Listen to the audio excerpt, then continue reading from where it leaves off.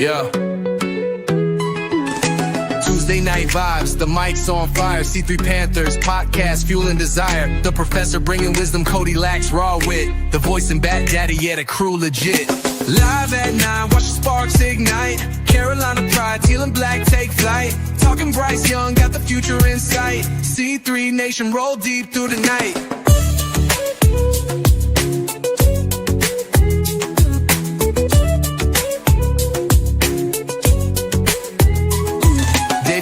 Playbook, crafting that plan. Dan Morgan stacking talent, every move's the man. Panther growl loud, stadium lights gleam. From Charlotte to the globe, we reppin' the dream. Tap in for the breakdowns, the plays in the news. Analyzing every yard, never hitting snooze. QB1 Bryce, turn the doubters confused. C3 Panthers Podcast, always in the groove. The professor dropping facts, Cody's passion's alive. But Daddy wild takes, keep the theories revived. The voice with the insight, smooth as silk. Cock calf, sharp enough to cut, no barley or milk.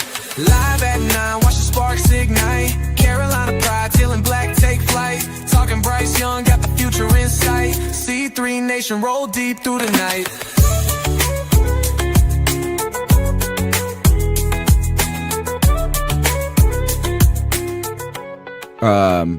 Maybe we're just saying we're going to take a drink of this Kool-Aid, and then we have it, and we say, that tastes a little funny. Buckle up, Panther fans. Carolina is better than the Dolphins, the Raiders, the Browns, the Titans, the New York Giants, and the New Orleans Saints. That's a fact. We got a better record than all of those teams. Oh, what, man, the Ravens, are the Ravens 1-4 too? Yeah. And the Chiefs are 2-3. We're just the Chiefs. Yeah. Hold on. We're better than the Baltimore Ravens. That's right, Carolina Panther fans. Buckle up for another C3 Panthers podcast. It's Tuesday night, and we're chopping up the latest Panthers news. We're coming off a win. It is kind of what we're used was. Maybe we're getting back. We're getting back to what we're used to. A little cardiac rhythm instead of just pronounced dead on sight. I watched this movie recently. I think it's called Code 3. I always forget the name. It's a comedy. It's got the dude from The Office. It's fantastic. And it's about the paramedics and stuff. And he's like, they never die in the ambulance. We keep doing CPR. They cannot die. The paperwork, they got to die. They're dead when we pick them up, or we dead when we drop them off at the hospital. We're okay with that. We're okay with living with a little heart attack, high cholesterol. We're from the South. Pump our arteries full of cholesterol. We'll battle through. But just being pronounced dead on sight, that mess sucks. But maybe we're back to being cardiac cats. Boy, my heart is pumping to hang out with my wheelman Cody Lack. It's Tuesday, baby. What's up, boys? We're coming off of a W, man. We are undefeated at home. That should count for something, dude. I tell you what, man. Listen, so much to talk about tonight. We have a discussion. Who is running back one for the Carolina Panthers? How are they going to split the reps between Rico Dowdle and Chuba Hubbard? Do we have a new defensive superstar burgeoning with the Panthers in the form of Nic Scourton? And what the hell do we think about Bryce Young in year 3 through 5 games? It still depends largely on who you're asking, boys. We're going to have another fantastic Tuesday show, and you know we're going to do it with the best damn Panther fans and all of YouTube. We got the boys in the building. Diesel Skills, Doug, C3 Tater, Cody C13, Dan Floyd, Daniel Berry Sports Highlights, David Screws, Drew with the flu. What's up, brother? Easy did that. G Baby, Harvey London, Jay Thomas, Kitty 17, Kristen Butler. What's up, girl? Cardiac Cat, Panther Pickle, the real AP, VR the Hope Dealer, and last but not least, your bastard son, White Chocolate Espresso. Tony Dunn, it's a Tuesday night, brother. Ain't nothing to it but to do it. Let's roll. The number is 252-228-5098. That's 252-228-5098. Smash the thumbs up button. Subscribe. Tell a friend. Be a friend. Tell a friend type mentality here. It's really helping us continue to grow this community of discussion, of fandom, where you can fan how you want to fan. They're saying Tony's drinking the Kool-Aid. Boy, it tastes a little funny, Greg. That's my it fault, tastes a little funny, the Kool-Aid. I don't even know if I'm drinking the Kool-Aid. I'm just saying this. I just like to look at the list of other teams that have worse records than us. That really has nothing to do with what I think about the team necessarily. I like that. And at least we're not the worst record. And I like that we're not like pronounced dead on sight. I don't know if that means we're alive, but keep that CPR up, Greg. Pump the chest. Keep us alive for another week so we don't have to fall into apathy as apathy. Look, man, like realistically, I mean, we're only 2 games back from the best team in the NFL right now, from the top record in the NFL. How are we in the division? What is that, Tampa? No, I'm talking about in the entire NFL. There's two 4-1 teams, won 2 more games than us. We're two games back from the best team in the NFL right now. Bucks. We are still like mathematically in this fight for everything going on. Look, I think I think Cody sent a message in the chat early in the week when we were down 17-0 that Bryce Young was garbage, and I kind of agree with him. I was like, look, I've been trying to put my faith in Bryce Young, and it seems like every time that I put my faith in him, he fails me, and then as soon as I start to doubt him, he turns around. I don't know why. I have no idea what to do. Yes, I have no idea what to do, man. He always does just enough at the very end. Yes. And dude, it's almost like he plays better after he gives up 10 points. Well, here's the thing, though. He really historically he hasn't. Like when he gets down, generally, he is very bad. This year, playing down, he's played better than he has his entire career. Agree with that. Playing down, the entire time of his career, when he gets down, it's done. It's over. Yeah. This year, when we get down big, he plays better, and it just makes me wonder if we didn't get down big to start out, how good could we be? You know, like I want to put my faith in Bryce. I really do. But there's just that one thing that I can't do it with. And I know he won this week, but it's like, man, like we are this close to being a really good team, I feel. Really good team. And I feel like we may have the people and the personnel to do it. We've just got to take that next step, you know? And I'm waiting for Bryce to do that. I'm waiting for us to go up 17-0 instead of being down 17-0 before we start playing. We start really slow. I want to start a game fast. I want us to be up big. And I know we beat Atlanta 30-0, but let's be real. We beat Atlanta 30-0. They had more passing yards, more rushing yards, more time of possession, more first downs, more everything than us. There was no reason we should have beat Atlanta 30-0. Not more crossing the 30s than us. Well, yeah. Okay, I'll give you that. But literally, they beat us every metric of the game, and we still beat them 30-0 So that game was kind of it's fluky. It was fluky, yeah. Yeah, it was. There was some points given to us. There was certainly a lot of dropped passes in that game from their receivers. So missed field goals. I will concede that point. I still think that team that showed a team that was cohesive in every form that we have seen so far in probably the past 5 years. That was the most complete team-winning game that I've seen in a long time. But here's, and sorry, Greg, you go ahead, you finish up, and then I'll do mine. No. I mean, basically, it's all I had to say is that, like, I want to put my faith in Bryce, and I am this year. Like, I know you guys have seen me in the last few years. I've kind of changed my mindset about what's going on. I think that Bryce has the ability to do it. I just want to see it be more consistent, and I want to see him not play from 17 down. I want to see him not start out from behind the 8 ball. We all do. Like, I want to start the game like the team that we finished the game with. Because we finished every game this year as a really good team. We just get so far behind that sometimes we can't catch up. What was so it? let's start strong, you know? Greg, was it Polar Express? What's the one where it's like, believe? I think it's the Polar Express where the kids like, believe. It's like believing in Christmas, believing in the outfield. What are you talking about?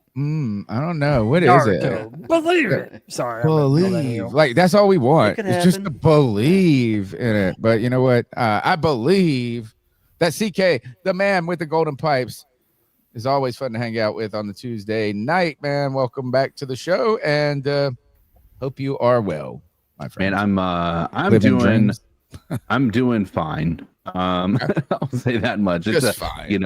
I'm here and existing, and that's always a positive. Here's what I'll tell you. I don't know which Panther fan you've showed up tonight being. you're either the Panther fan that's looked at this team as we're 2-0 at home, we're 1-0 in the division, we've won 2 of our last 3 games, we shut out the Falcons, we had a gritty win against a bad Dolphins team, and Bryce overcame things that he has not been able to overcome in the past, and actually winning the game on a game-winning drive when everything was on the line, making some clutch decision plays, everything like that, right? Or you're going to show up as a Panthers fan that's saying we're 0-3 on the road, 2-3 on the season. We have a top 10 draft pick right now, and Bryce Young has 4 interceptions, which is, I think, the 5th or 6th most, only behind. Too. Yeah. Yep, 3 fumbles, and with those turnovers, especially the ones this past week, were egregious, and you can't put them on anybody other than Bryce. You can say that there were some mitigating factors, but you can't. You're either that person or you're the person showing up saying, "I have some hope," right? You can be. And the funny thing is that is almost a direct correlation to who Bryce Young is. Either Bryce Young is showing up, being the guy who is we've called him the Carolina Reaper, right? I don't think he deserves that. Killing everybody.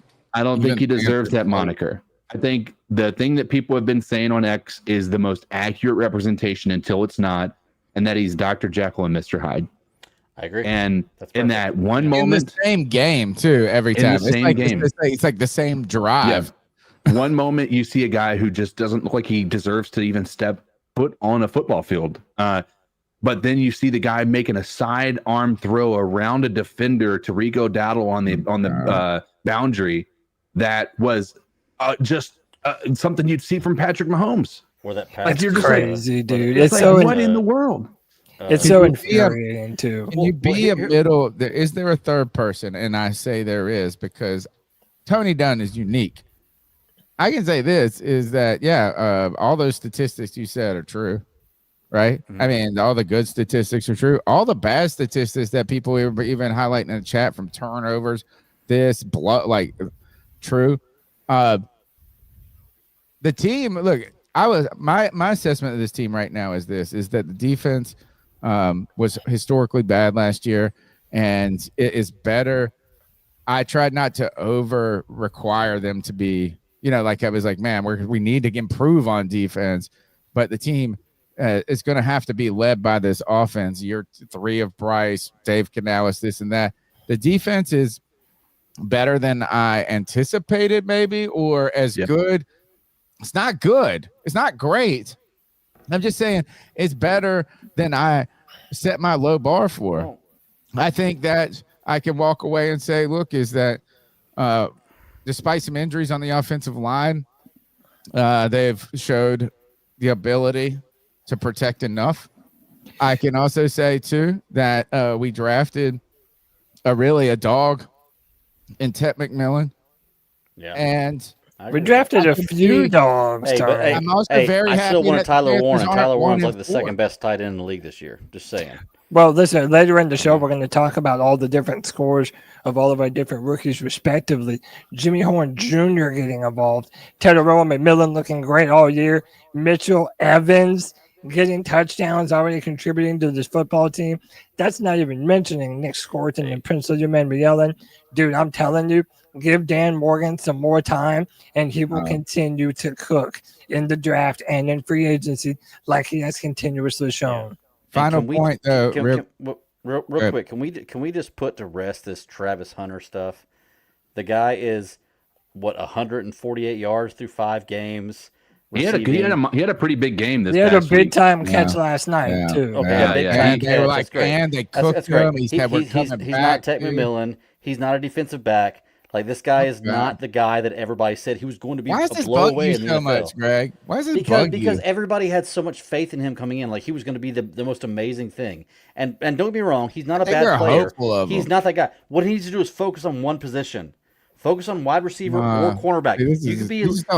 He could be elite at either one if he focused on one. Okay. I will say this. I want to see a two-way player. Sounds awesome. the two best receivers and the two best rookie receivers in the NFL this year are Tedoroa McMillan and Emeka Ibuka for the And you know Tampa what? Bay It's a Buccaneers. Ibuka by a mile right now. Right now, just You because keep somebody's getting the saying ball that, to man. him. I don't He's care. also on a Look, much you are better putting on blinders. team. If you guys with this offensive look, I'm happy. I think Tess played great, but these not that guy. They're fucking 4-1. They're blasting off each week. How did you think T-Mac would look in that Buccaneers That's offense? fine. Oh, But guess dude. what? It's not. I think That's it's not even the better. case. It's not ifs That's and what I'm buts. saying. None of this. CK, final point on this, and let's get into this show. Is you said there are two types of people. I do think there are two types of people, and they already made up their mind. That's what they do. Is when it comes to Bryce Young, is you already made up your mind. Most 95% of people have already made up their mind on him. Whatever that is, great, Based terrible. on the stats, You I can already understand decided. that. It doesn't Yeah. matter what he does, what the Panthers do. It doesn't matter. Your viewpoint has already been decided. It's the C3 Panthers podcast. Jump into it. Be a C3 super fan for $1.99 a month. Tonight's show, Panthers look to corral. That better not be some Matt Corral reference. Hey, read that title, bro. Panthers look to corral Cowboys after Rico Dowdle dominates Dolphins defense. Yeah. Hey, yo. I Let's sat get Dowdle into this week in my tonight's show. fantasy league. Ugh. Let's go, Cody. Tell me what we're looking for. Yeah, man. Listen, how could we start this show with anyone other than the man himself, Rico Dowdle, number 5, another free agent addition by the man himself, Dan Morgan. He's facing his former team this week against the Dallas Cowboys. But, bro, these stats speak for themselves. 23 carries, 206 rushing yards, 28 receiving yards, 1 touchdown.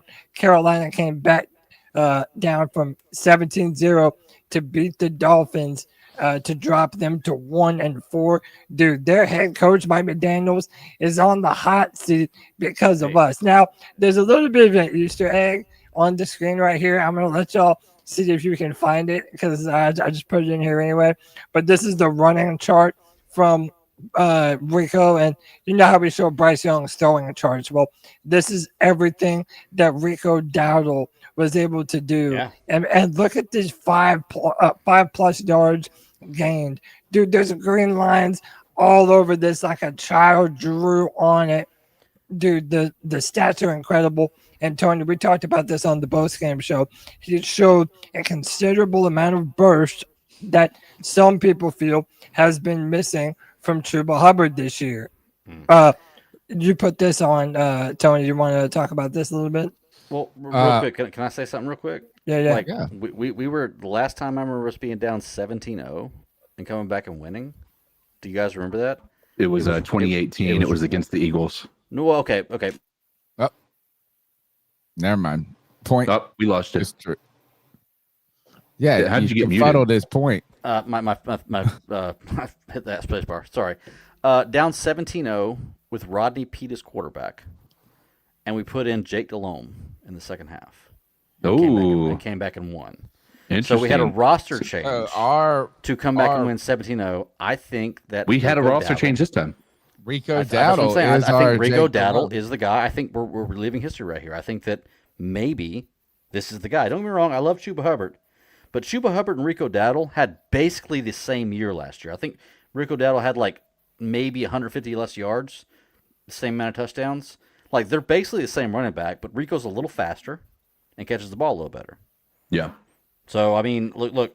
All I'm saying is, we paid Chuba last year, and for some reason the Cowboys didn't pay Rico Dowdle when he was a good running back. Just take advantage of that. Last time we were on 17-0 was Rodney Peete and Jake Delhomme. Put Jake Delhomme in, and we saw what happened. I'm by just the way, telling you. well, Go go ahead, CK, and then I'll say what I was going to say after. I was going to say, right now, I don't know how you don't continue to feed the hot hand. Right? You cannot. We're at a point in the season where you can't experiment and say, well, let's just see what Chuba Hubbard does, and let's let him be the bell cow next week. You paid him. Right. That's the only reason you do that, because you already. Well, paid him. that's the issue. Is like that. I think we've established this a long time ago. I don't think we can play people because we paid them more. Right? I think we aren't good enough to be able to. I think we need to say, hey, listen, this dude clearly showed up. I think he's a rhythm running back. He was able to get his feet underneath him when they actually relied on him. And I think Dave Canales learned a lesson in this game, and that is we can be a running team, as he's always been saying we should be. Yeah. We just can't abandon it so quickly, and we go down 17-0. And I think historically, if you look at what happened in the past, losses that we've had, we've gone down by 3 possessions, and we abandon the run. Like, we just don't do it anymore. And to be fair, Miami has a garbage run defense. Let's talk about that for a second. Before, look, as somebody who has historically been a Chuba hater, like I got excited about Chuba. You guys told me he was going to be great. And then he was just dropping the ball, looking like a gazelle, like a baby giraffe out there his first year, fumble. He looked like he was over his skis the whole time. You know what? He's fought, and he's become a good back, a good solid back that picks up the yards, runs hard, and has improved his game. So as a guy who admits that he was a Chuba doubter and hater early on, I respect the man's game, and I'd rather have him on my team than not have him on my team. Then you go to Rico Dowdle. Buckle up, Dallas, because Rico Dowdle is upset. He got a little chip on his shoulder. Yeah, he's going back. You know, his biggest 2 career games have been in Bank of America. One was against the Panthers, and then last year at 149 yards rushing. And then this year at Bank of America against the Dolphins, over 200 yards rushing. Yeah, I do think that the difference right away is that I think that Chuba is a good back, and I don't know if it's average, better than average, whatever, but not explosive. Like big play, home run type play is just not his game. Dowdle has that element. I do think Panthers bringing him in on a 1-year deal was a fantastic move, because while Chuba is what you could be, a 3-down back type of player, is look, somebody's bound to get hurt, right? And this is a great moment. But I want to caution too, before we throw too much shade on Chuba, before we lose our Chubas, is that the Dolphins have given up 871 yards in the entire league. Exactly. They're the worst, the absolute worst run defense. Now, I'm not trying to say that Dowdle was not explosive and great, and because too is while they are a terrible run defense, flowers to Dowdle, because those runs weren't just like gaping holes all the time. No, he was hit, he was dragged, he broke the tackle. Yards after contact, man. He was running angry and providing a ton of bursts. And Tony, we talked about that the prior Tuesday night, that the Miami Dolphins, they were in the bottom half of the NFL in run defense. They were giving up a ton of rushing yards. Mm-hmm. They gave up a ton to the Jets as well. Yeah. So we knew that this team was going to be susceptible to the run. And we said that this is going to be a game for us to get the run game on track, because we needed to. Dave Canales has multiple times said that we are a run-first football team and that we're going to establish the run at all costs. But Dave Canales just recently spoke about this. And, we're going to talk about the splits between him and Rico Dowdle. This is from Anthony Rizzuti. He says, do the Carolina Panthers suddenly have a running back conundrum? While starter Chuba Hubbard was sidelined on Sunday due to a calf strain, backup Rico Dowdle took the ball and ran with it, literally a lot. The 6-year veteran dashed the Miami Dolphins for a career-high 206 rushing yards and a touchdown, in helping lead Carolina to a 27-24 win in Week 5. Dowdle's output from the afternoon nearly matched his teammates from the entire campaign, as Hubbard has amassed 217 yards over his 4 contests. Head coach Dave Canales was asked Monday if Dowdle's stellar performance will impact the way the offense utilizes both backs moving forward.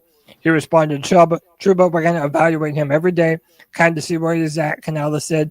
And then he, with Rico, where I take it from is we have 2 good backs, and we'll figure that part out. That's a good problem to have, but it's something that we have to work through. So, boys, my question is, how do we split the reps between the 2 of them?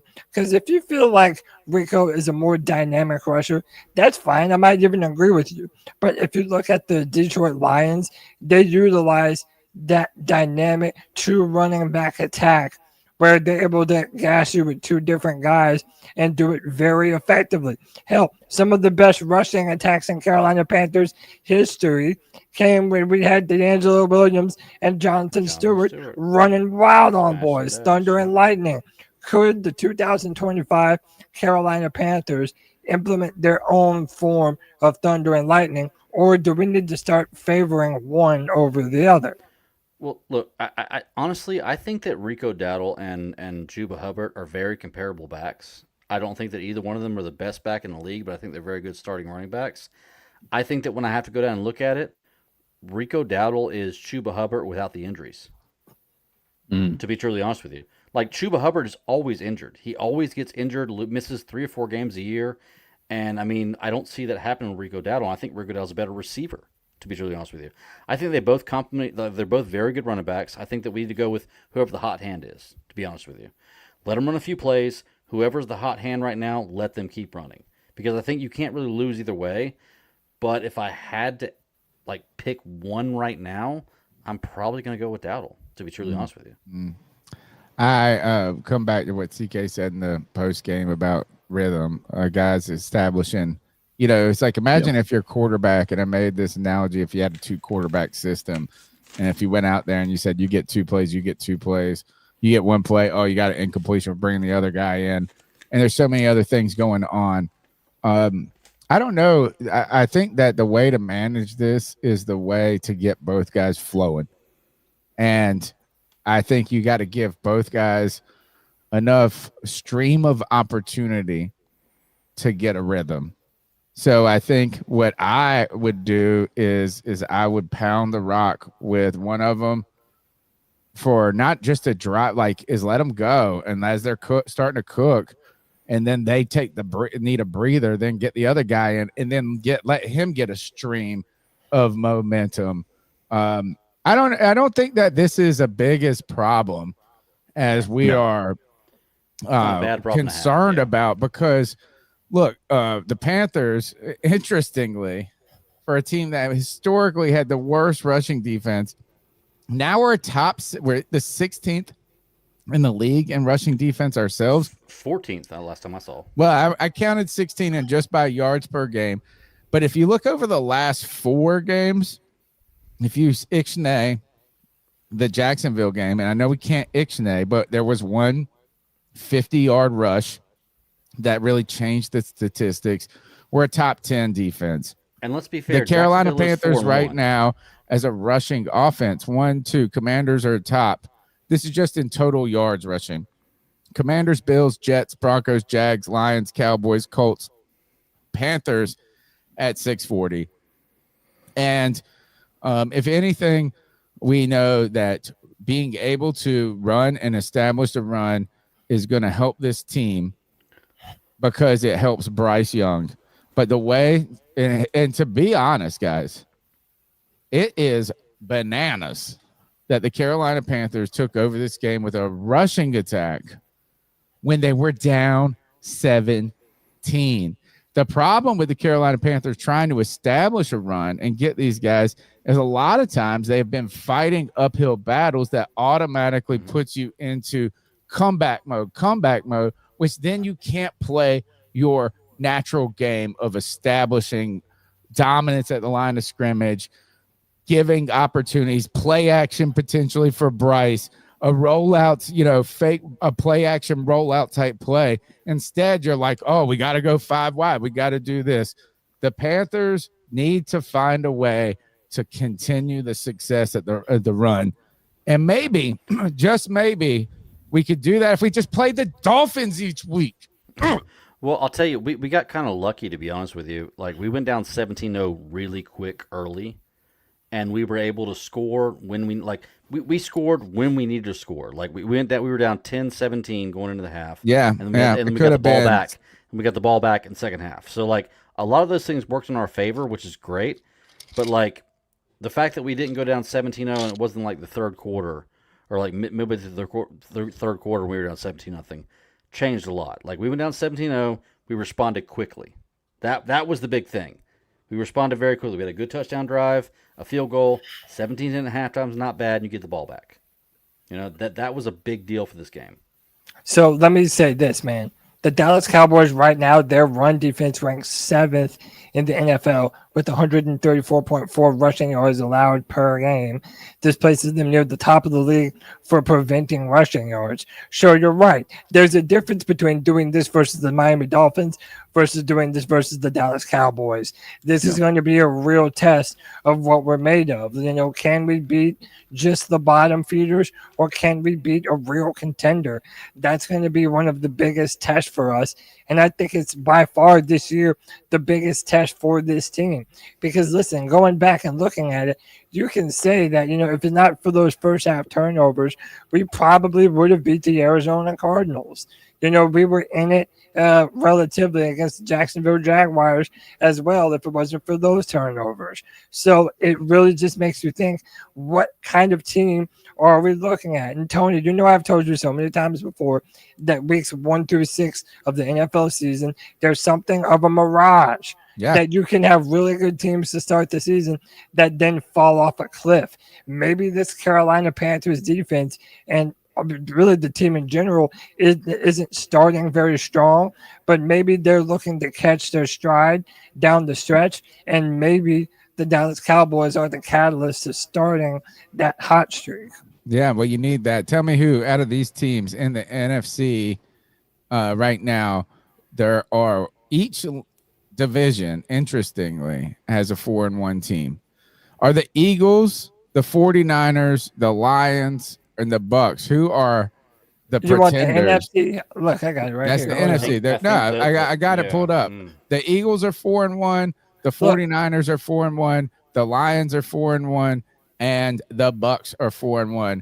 Out of those teams in week 6, which one do you think is the pretender?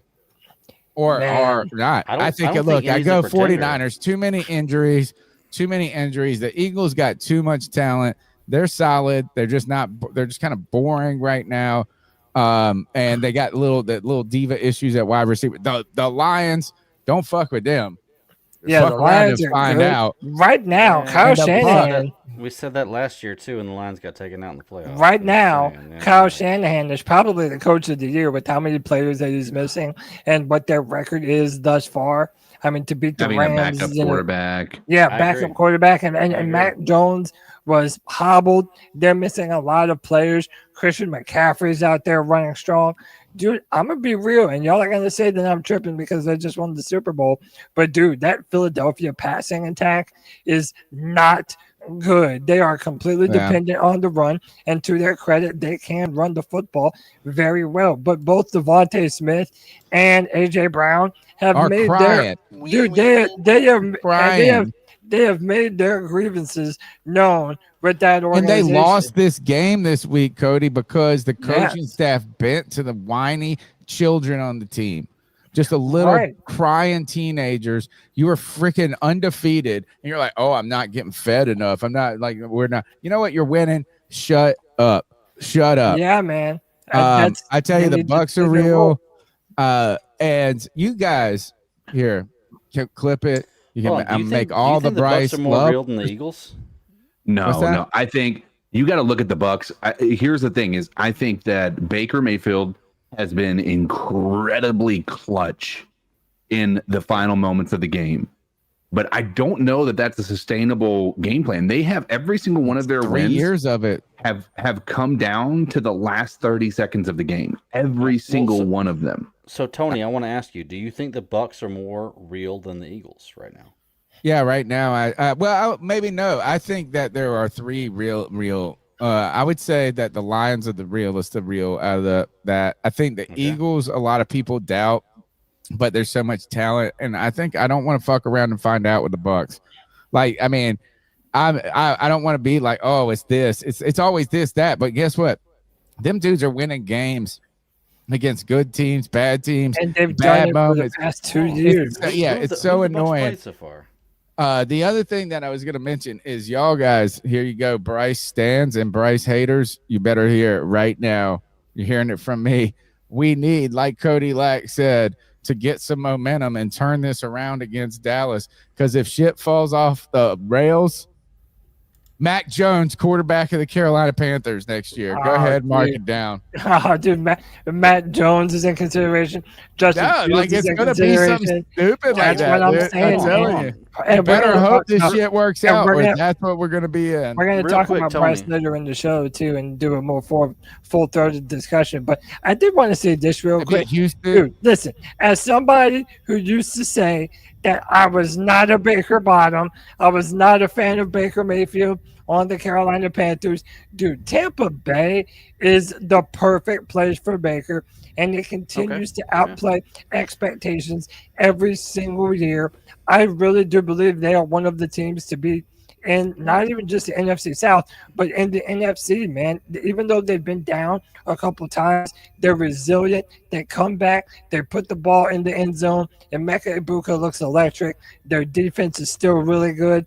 I don't think that you can ever sleep on the Tampa Bay Buccaneers, man. Okay, well, Yeah, look at they're like, they're look- doing look that at this- without Mike Evans too, by the way. Right. Well, look at this real quick, okay? The Bucks beat the Falcons 23-20. The Falcons. We beat the Falcons 30-0. The Bucks beat the Texans 2019 by 1 point. The Bucks beat the Jets 29-27 by 2 points. They lost to the Eagles and they beat the Seahawks by 3 points. The Bucks have not played a lot of good teams except Seahawks for the Eagles are good.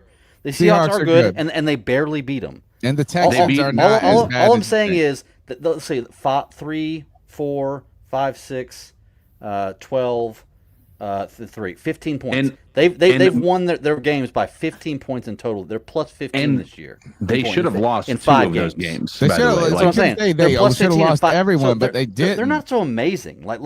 They're barely beating I don't really wanna play crappy them. teams. Barely beating really crappy teams. They lost to the only really good team they played to. They beat the Seahawks. I'd rather play the Seahawks are a good 49ers team. than I would the How Bucs. about this? I do think it's Well, they fortunate. play the 49ers next week. I do So think we'll that see. it's fortunate that we played Tampa Bay later in the year. Because if the Panthers do manage to get things together, that's who you're competing with for the division. The Saints are a dumpster fire. I don't care what they did last week. And I'm just really not that worried about Atlanta. I think a lot of the defensive guys that they drafted, they're going to need some time before they start playing their best football. And I don't think that that's this year. So I am happy that if we're going to play them, it is later in the season when hopefully there is something to play for. All I'm saying is the Saints, the Bucks have won their games by 3 points, 1 point, 2 points, 3 points. All the games they've played, and they've only played one real contender in the Eagles. The Seahawks are a good team, but they beat them by 3 points. Okay, so I don't think that the hype for the Bucks is that great. They've played really crappy teams so far, and they've barely won every game they've played. Yeah. That's all I'm saying. All right. Well, guess what? They won more games than us, and that's okay. It's not okay. We want. You know what? I think that's a great point, Cody. Is let's play them late in the year. You know, maybe the shine will wear off. Yeah. Maybe the little mojo magic will wear off, and maybe it'll rub off on us. You're listening to the Let's C3 do it. Panthers podcast, brought to you by CarolinaCatChronicles.com, where every Tuesday night we chop up the latest Panthers news and opinions from the fan perspective. The number's 252-228-5098. We're going to do one more quick segment, and then we're going to get in some calls. So you get time right now. You're going to get your voice heard. Jalen Coker excited to return to practice. G-Baby's in here acting like he's a damn Hall of Fame receiver. He's high on the Coker. He got a big old bag of Coker in his pocket. But I'm telling you, look, I like the kid. But I don't know if all of a sudden this player right here is, the answer. It's like we're waiting for like Justin Jefferson coming off an injury right here. I hope that he adds. I hope he's great and all of that. And I do. I think he fights hard, plays hard. But like, come on, this is the piece. Panthers. Well, but I will say on this. the way. I will say this. Be nice, boys, because we had his father on the show. There is a chance one day we could potentially I'm get not being Jalen Coker mean. on C3. But no, you're right. We're I gonna have a like discussion him. about I like him playing. I think he's a hard, gritty player. But this idea to me, it's almost like we're one piece away. And maybe that's what bugs me about it. It's like if we just had Coker, we'd be 4-1 right now. Mm-hmm. I don't know if that's the truth. Is Coker going to stop fumbling? Is it Coker going to stop the interceptions? You high on? I tell you what, I would rather have him than not. And I do say that down the stretch last year, he was Bryce Young's most dependable receiver. I'll read this real quick. Seeing an offense come back the way the Panthers did Sunday has a lot of people excited. By the way, this is Darren Gant from Panthers.com. But that was just one of the reasons wide receiver Jalen Coker had a smile on his face. Panthers head coach Dave Canales said Monday they'd open Coker's 21-day window to practice on Wednesday, the first step to getting the second-year receiver back amongst the offense. I'm excited to get back out there and just play, Coker said in the locker room. And they're eager to see how Coker adds to the young mix at wide receiver after his 32 catch, 478-yard rookie season. We're going to throw some workloads at him and just kind of increase it day to day to see where he's at. Canales said, we'll make the decision for Jalen, make the best decision for the team as we go forward through the week. He said we wouldn't know how close Coker was to returning to the field until we saw him for 7 days in a row. They're doing a great job with him, Canales said, of the team's athletic training and performance staff, monitoring his progress, his top speeds, his endurance, just general physical conditioning for football. But now you've got to go play football and be able to prove that we can bring him up. Boys, last year, Jalen Coker did not drop anything. This dude is a tank. He's tall. He's strong. He's quicker than fast. But the dude is dynamic with the ball in his hands. And I think last year, him and Bryce got a connection that really has people thinking that he could be a difference maker in this offense along with some of these other younger guys. So I'm hoping that he's able to come back and really do something big. Why are these cats so sensitive in the chat, CK? I'm not saying anything mean to the guy. I think he's a good player. I think this is what, if you want to say, oh, watch out, XL, you got Coker around, he's going to be taking some snaps. Hey, Panther fans, be happy. You might have you got a younger player, and you don't got to rely on Renfro to do so much and asking him to do so much. I'm okay with that. I'm not saying anything negative. I'm just saying, like, oh, wait. Oh, concerns gone. Well, I think that it's a fair comparison, and I think that we're year 2 of injuries that he has had that's pulled him off of the team for an extended period of time. But when he's on the team, he is absolutely contributing in a big way in most of those games that he played in. Here is my concern. I think, and again, I know people are going to say that that's a wild comparison, but Damiere Byrd, when he was healthy, he was actually a weapon for our team. Like nobody wants to admit that, but when he was healthy, he was a weapon. But he was a one-trick pony. Yeah, Damiere Byrd. It was no. He was James good, Williams. dude. He's a one-trick pony. No. But my point Damiere Byrd was absolutely a one-trick pony. But it's when he was on the field, he was absolutely it was every single time that he was healthy, he was on the field, he was catching a touchdown pass. The mug made plays. See, this is what Coker does too. And look, give credit. Like, it's like, don't take away. Everybody got to shit on somebody to feel better about somebody or this and that. Is that, you know what is both? Look, Coker, undrafted free agent. Damiere Byrd, undrafted free agent. And the difference being is physicality, right? Is Damiere Byrd was the size of Bryce Young, right? But here's it is like you're gonna have a million people in here going, oh, you're too hard on XL. Oh, this is that. This but like a million fucking excuses for every single person in the world. But these guys in such limited opportunities Damiere Byrd made fucking plays, dude.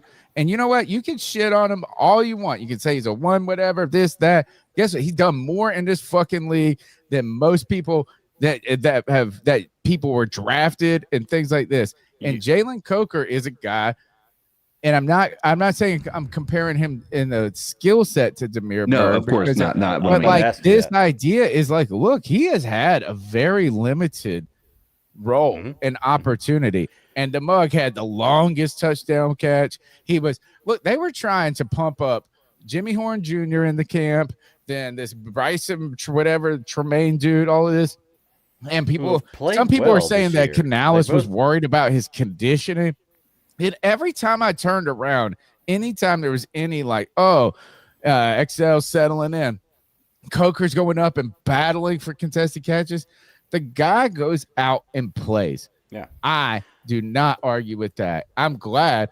And I do think, G baby, you on some of that good Coker bag right here, because look, it's no matter how good this kid is, that mug is not wide out one. It is Ted. Oh, that's what. And by the way, to everybody, he's also hey. one of the biggest critiques of. All he does is criticize Hunter Renfrow. He criticizes Xavier. Okay, well that's fine. You should. How about no, listen. Bryce Young has to throw them a catchable fucking ball before either of them can be actually evaluated in this offense. When he's being thrown dirt balls, there's literally nothing that either of those guys are going to be able to do. Right. So how about this? Any of these wide receivers have to have a quarterback that is accurate, on time, and giving them a catchable ball, because through this year, Bryce Young, I don't care what anyone says, has not been consistent doing that. And that's a giant part of this equation. Okay. Well, you know what? We don't have to shit on Hunter Renfrow to talk well about. We're not shitting on, but like, look, as Hunter Renfrow is in the twilight of his career, coming off of whatever colon disease he had and this and that, it's like, you know what? Admirable that guy's gone out there and played hard. I don't got to dump on him. Yeah. I'm not dumping on him. I haven't dumped on XL to the level that the rest of the world has, because there are extenuating. But look, XL ain't done himself no favors either. And even the big time catch, that touchdown catch was the truth. Yes. That was what he needed. He had a good game. Was the type of catch. He had a good game. But he had two catches, Greg. He had two catches. And the other one was it was a third down conversion. And it was a good play. But still, I mean, go back and watch it. He I got to turn up and run up the sidelines. The dude was already out of bounds. Come on. I mean, look, we are over here celebrating dudes that had two catches. Let's go ahead. Jimmy Horn Jr. But I mean, look, I like the guy. I'm not rooting against him. Well, when you're going to come away and say 3 catches in a game, you got to celebrate 2 or 3 catches. Let me ask you real quick, though. Each person gets 1 catch, and we're all, you know what? You didn't starve, but you won't fed. Coker replace both of those. You can. Who does Coker replace? Yeah, XL. I mean, obviously T-Max number 1. Does he automatically come in and replace XL? Yeah. Like, don't get me wrong. I'm not saying the XL's great. No. I'm not doing that. I'm not talking shit about Coker. No. But who does he replace? He replaces Hunter Renfrow. That was the only reason Hunter Renfrow was brought back was because Coker got put on IR. That's the only reason he came to the Carolina Panthers. Because the problem with Coker last year was that Thielen was such the slot, like that was his position. Yeah, like Thielen didn't run the outside, and so Coker could have been a good. But that was what they also said about Mingo, guys. Jonathan Mingo was a more natural slot receiver, and you're putting him in an unnatural position. I think XLC's reducing that. Reduce snaps. I'll pull up the snap count. I don't think that they're going to stop giving XL snaps. I don't think so either. Jalen Coker. Does Coker get the snaps he needs to replace one of these players? Like, even so, like, even if he's in there and he's the number 3, the wide receiver, is he going to make that much of a difference in that position that we think that he's going to change the game up? I'm not saying he's not, because I really don't know. He's a great receiver. I don't want to talk shit about him. But, like, where are we putting him at to make him this guy? Like, is he a number 2 receiver in the NFL? Is he going to be the next Devontae Smith or Jaden Waddle? Like, is he going to be that guy that is the number 2 guy that you always go to as your secondary? Or is he just going to be a slot receiver or going to be a third option like Jameson Williams? I think he's going to be in the wide receiver 3. I think he's going to be wide receiver 3. He's going to be in that slot position when Tetaroa McMillan isn't, because I've seen T-Mac. I've seen him line up in the slot a lot this year. So it'll be interesting to see how that works, like how they decide to line these guys up. I agree. But I don't know that it means, by the way, I don't think that it means that Hunter Renfrow is automatically off the team. Right. I agree. Yeah. I think there's been too many injuries on the wide receiver core for them to just say, let's get rid of Hunter Renfrow. Doesn't make a lot of sense. So would you take Renfrow over Horn right now? No, I think you're keeping everybody on that team. Horn, I think it's about snap count. I don't think it's about who is starting.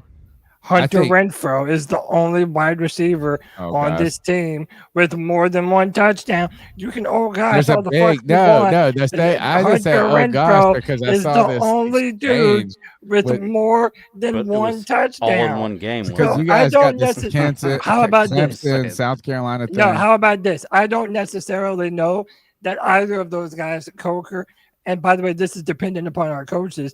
I don't necessarily know that Coker or Jimmy Horn comes out and just outright replaces Hunter Renfrow on this offense. They'll probably find ways to get both of them on the field in some different packages, but I don't think they're just doing away with Hunter Renfrow. Yeah. And that's not just being biased. I think that's what this team wants to do with Hunter. Can we I want to take some calls, Cody, but when we call, after we take a couple of calls, one thing I want you guys to think about, the Panthers showed some different looks in personnel on special teams last week. You had Renfrow fielding a punt one time. Like, they weren't just, it didn't feel to me at any moment that they were like, this is our punt return guy. They were trying different things on kickoff returns. Do you guys, what do you, I mean, are we searching still for the punt returner? And like, what was that? Or am I just kind of am I making, or am I seeing something different? The number's 252-228-5098. It's time to go to the voice of Panther Nation. The C3 Legion is calling in, folks. Let's hear it. So what are your thoughts on catcalling? Yeah, it's pretty. You shouldn't do that to somebody. And how did that make you feel? Very uncomfortable. So how do you think catcalling makes the person feel? It feels good, like. Who's that cat sitting in the back corner with his face buried in his nose? Who's that kid that can use one?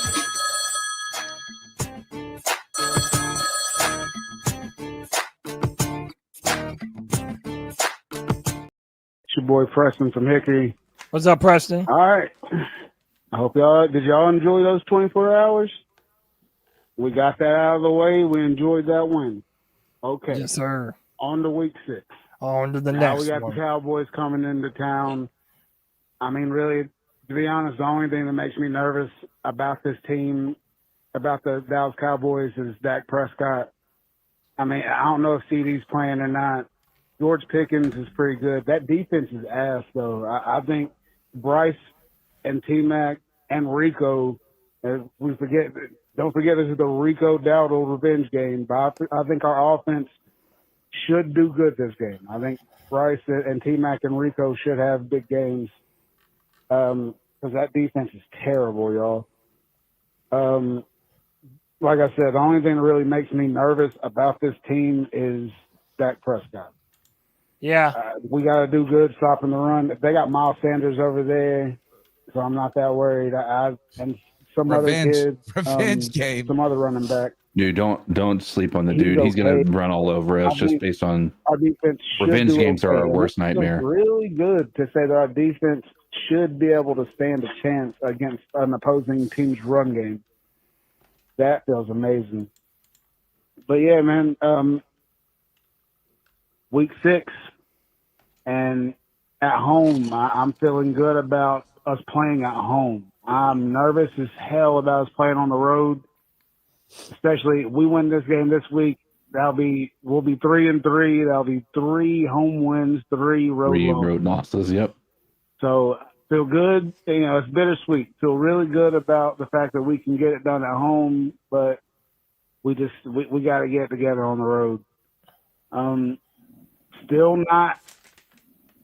not convinced enough to pick us to win this game, but I'm a fan through and through. I most definitely will be rooting for our Carolina Panthers to beat this team. So, before I forget, if you ain't subscribed yet, go ahead and subscribe to the Panthers Podcast on the entire internet. Keep pounding, boys. Keep pounding. Let's keep them pounding. So Let's go, Preston. Who would y'all rather have in a revenge game? Sanders or Dowdle? Dowdle. I mean, it's Dowdle. So it's not even a question. Rico Suave, baby. The difference for me is I still don't 100% trust our defense. Their defense is 7th in the league in rushing, rushing defense. And historically, when you look at Panthers that go and play for other teams and it's a revenge game against us, they always destroy us. Yeah, but DJ Sanders Moore played like 15 plays for us his entire career for the Panthers. He was injured the entire rest of the time. Sanders is a bum. Yeah, he he's sucks. kind of a bum, yeah. I tried to be on board about it being a reasonable move, and maybe I'm just a little petty. Has he done anything with Dallas this year? He had one big. He had scored one a touchdown. run. Yeah, He had one big run, I think, at one point. Like he's not. He's don't worry He's about been him. all right. He's been all right. Don't He worry hasn't been about like him. world beater. But my point being is, I'm just telling you, we've thought that there's been times when like, oh, Steve Smith's on the back end of his career. We don't need to be worried about him. He comes and blows the doors off the Carolina Panthers. You have the same thing happening with Baker Mayfield pretty much every year, outside of a few games that we've won. You have again DJ Moore. You have a lot of CMC. He's coming. Just they've rolled over us as 49ers. I don't know if we played against CMC. I don't think we played CMC yet. Here's the thing, though, is that, and this was a comment that's been bugging me in the chat. It's not the comment, should I say? Is like not the person who said isn't bugging me, but like, I feel like it's just so easy to pick scapegoats, to pick like the devils and the this and that, and like this is the problem. People. When things were going so bad, well, after last week, even Dan Morgan was starting to get criticism, and now we're back to Dan Morgan's a goat. He's picking all these mugs. I'm telling y'all, stop with Jonathan Brooks was such a fucking terrible pick. Like, look, the mug got an injury. He was coming was there risk? Yes. Did the Panthers handle it correctly? We don't know. We truly don't know what they shouldn't have brought him back in the season where there was nothing to play for. Brought him back too late. There's some things about that some people have said, but anyway, that motherfucker. I mean, I don't know what is a bust. Because they said, Rico Dowdle shows that Jonathan Brooks is a bust. Rico Dowdle is a 1-year mercenary so far. No, and that he will be because you drafted Trevor Etienne. Well, we signed him to a 2-year deal, didn't we? No, a 1 year. No, 1 year. Oh, okay. He's a 1-year warrior. And you know what? He's going to go get his and eat. But the Panthers ain't going to be able to re-sign him. We're going to be playing him next year. He's going to be a revenge game. Man, we need to be hoping that Jonathan Brooks comes back and is that dog that he can't. Man, that dude is fucking awesome. If he, we need to have this in Carolina. Sorry, we need to have this transition into the conversation we had at the end of the post game last week or on Sunday. So my question at the end of the post game for those who were not listening was: we're less than 4 weeks away from the trade deadline in the NFL. Okay. Rico Dowdle just put himself on the map. Yeah. Chuba Hubbard is a respected back in the league. Rico Dowdle, if in fact a 1-year warrior, if we can get draft capital for him, and how many games do we have to lose first and foremost before we become sellers in that trade deadline? And who are we more likely to want to get rid of? Is it Chuba and offset his contract, and then we can pay Rico for what he does next year? Or do we get rid of Rico? That would be hard to trade. Well, it will suck, but here's the thing: you also got to remember is that you cannot pay You cannot pay two backs back to back. Not in today's NFL, and that's malpractice. Chuba, I'm sorry. Now you're gonna have to get a guy like Dowdle on a 1 year, or you get the draft pick. Dan Morgan was preparing for that by him going out and drafting Trevor Etienne this year after, and again, there was a criticism of Dan Morgan for 2 years in a row drafting a running back when your defense needed all this, is that it is preparatory in so many ways for Dowdle not being on this team and the people that think that Brooks is a bust. Like, you can't count on Brooks, but I'm telling you, if that mug comes back healthy, watch out. You want to see this? Same injury to the same knee, that man. guy 2 years come, in a hey, row. man, but we have seen other players come back from big You're injuries. talking about anomalies. No, You're they're talking- not. Hold It's on, like no. Tell me Thomas Davis. Tell me a Adrian- handful. Okay, tell me a handful of players Willis that have, McGahee. have had the same injury to the same knee that have come back and been fantastic. Willis McGahee. Willis Thomas McGahee was not Davis. fantastic. Thomas Davis Willis was. McGahee was a fucking incredible back. How great was for how many years? The presence of For how many Trevor years was Willis Etienne, McGahee good? the presence of Trevor Etienne and Rico Dowdle does make the future more uncertain for Jonathan Brooks. Like, he's going to have to find his way back into the rotation. How he finds his way is coming back and being healthy for a season, because you don't want, if you're Chuba Hubbard or Trevor Etienne, you sure as fuck don't want Jonathan Brooks out there healthy. That mug looks, acts, plays the part. Is that the? I mean, yes, this injury is terrible, and he's gone for a whole season. Yes, I mean, like, all of those things are true, but it's so easy to just wipe their careers away. If that guy can come back, he has a better physical skill set than any motherfucker on this team. You're gonna put him in the category of a JC Horn, where it's just like, oh shit, they're a different level of. Based on what though, Tony? Like seriously, like I'm not Based on his size, speed, fucking reads. Great. In his NFL career, what has Jonathan Brooks done that has showed you he has even on close to the level of He Chuba walked Hubbard in there or in Rico one Dowdle? game and fucking just blew it up. But that's why I'm saying. Didn't he get injured his All right, first, right now, his first game and tear right his now, ACL? so is Rico Dowdle. Y'all, I've seen. Hold on, the right eye now- test works. Dude, right now, so is Rico Dowdle. He came in and had one hell Marcus of a Russell's game. a great eye test. And dude, remember a couple of years ago, Devonta Foreman came in for the Panthers and was looking like a world beater, They and don't then look we the let same. him go They to don't look the Chicago. same. What I'm saying is that before you can start comparing him to J.C. Horn and some of the other athletic freaks, Another motherfucker that was dealt with injuries. All right, but he does have to come back. Not and torn actually ACL, have played. not And two he's saying torn we put him ACLs on on the the same knee. He dealt with injury, not two torn ACLs on the same knee, man. It's different. Look, Jonathan Thomas Brooks Davis had 3. Look, okay, that's right. He's an anomaly. He's different. Jonathan bro. Brooks He's has proved nothing in the NFL. Jonathan Brooks has proved nothing in the NFL. If I'm a betting man, I'm putting my money on Chuba Hubbard or Rico Dowdle over Jonathan Brooks. Safe. Like the safe, but you're not listening to me. What I'm saying is that's the safety. It's easy to shit and all of this, but that guy, if he can come back healthy, you're gonna look at him. It's like Cam Newton. If he can, it's like we're gonna walk in the backyard. I used to always say this about Cam Newton: is I don't give a fuck what sport we could be playing, frisbee golf, beer pong, this and that, and we're picking teams. I want Cam Newton, Jonathan Brooks. You're like, oh, that motherfucker. I want him on my team. Can I bring it back to this though? After Rico Dowdle just went for 206 yards, I am not even entertaining the thought of trading him right now. I'm thinking of how can we get him more you lose 2 more games, you better be thinking about it. Yeah, but no, listen, we're not at that point yet. I'm talking about we have to figure out the best ways possible to get him involved in this season. And by the way, CK said something prudent last week.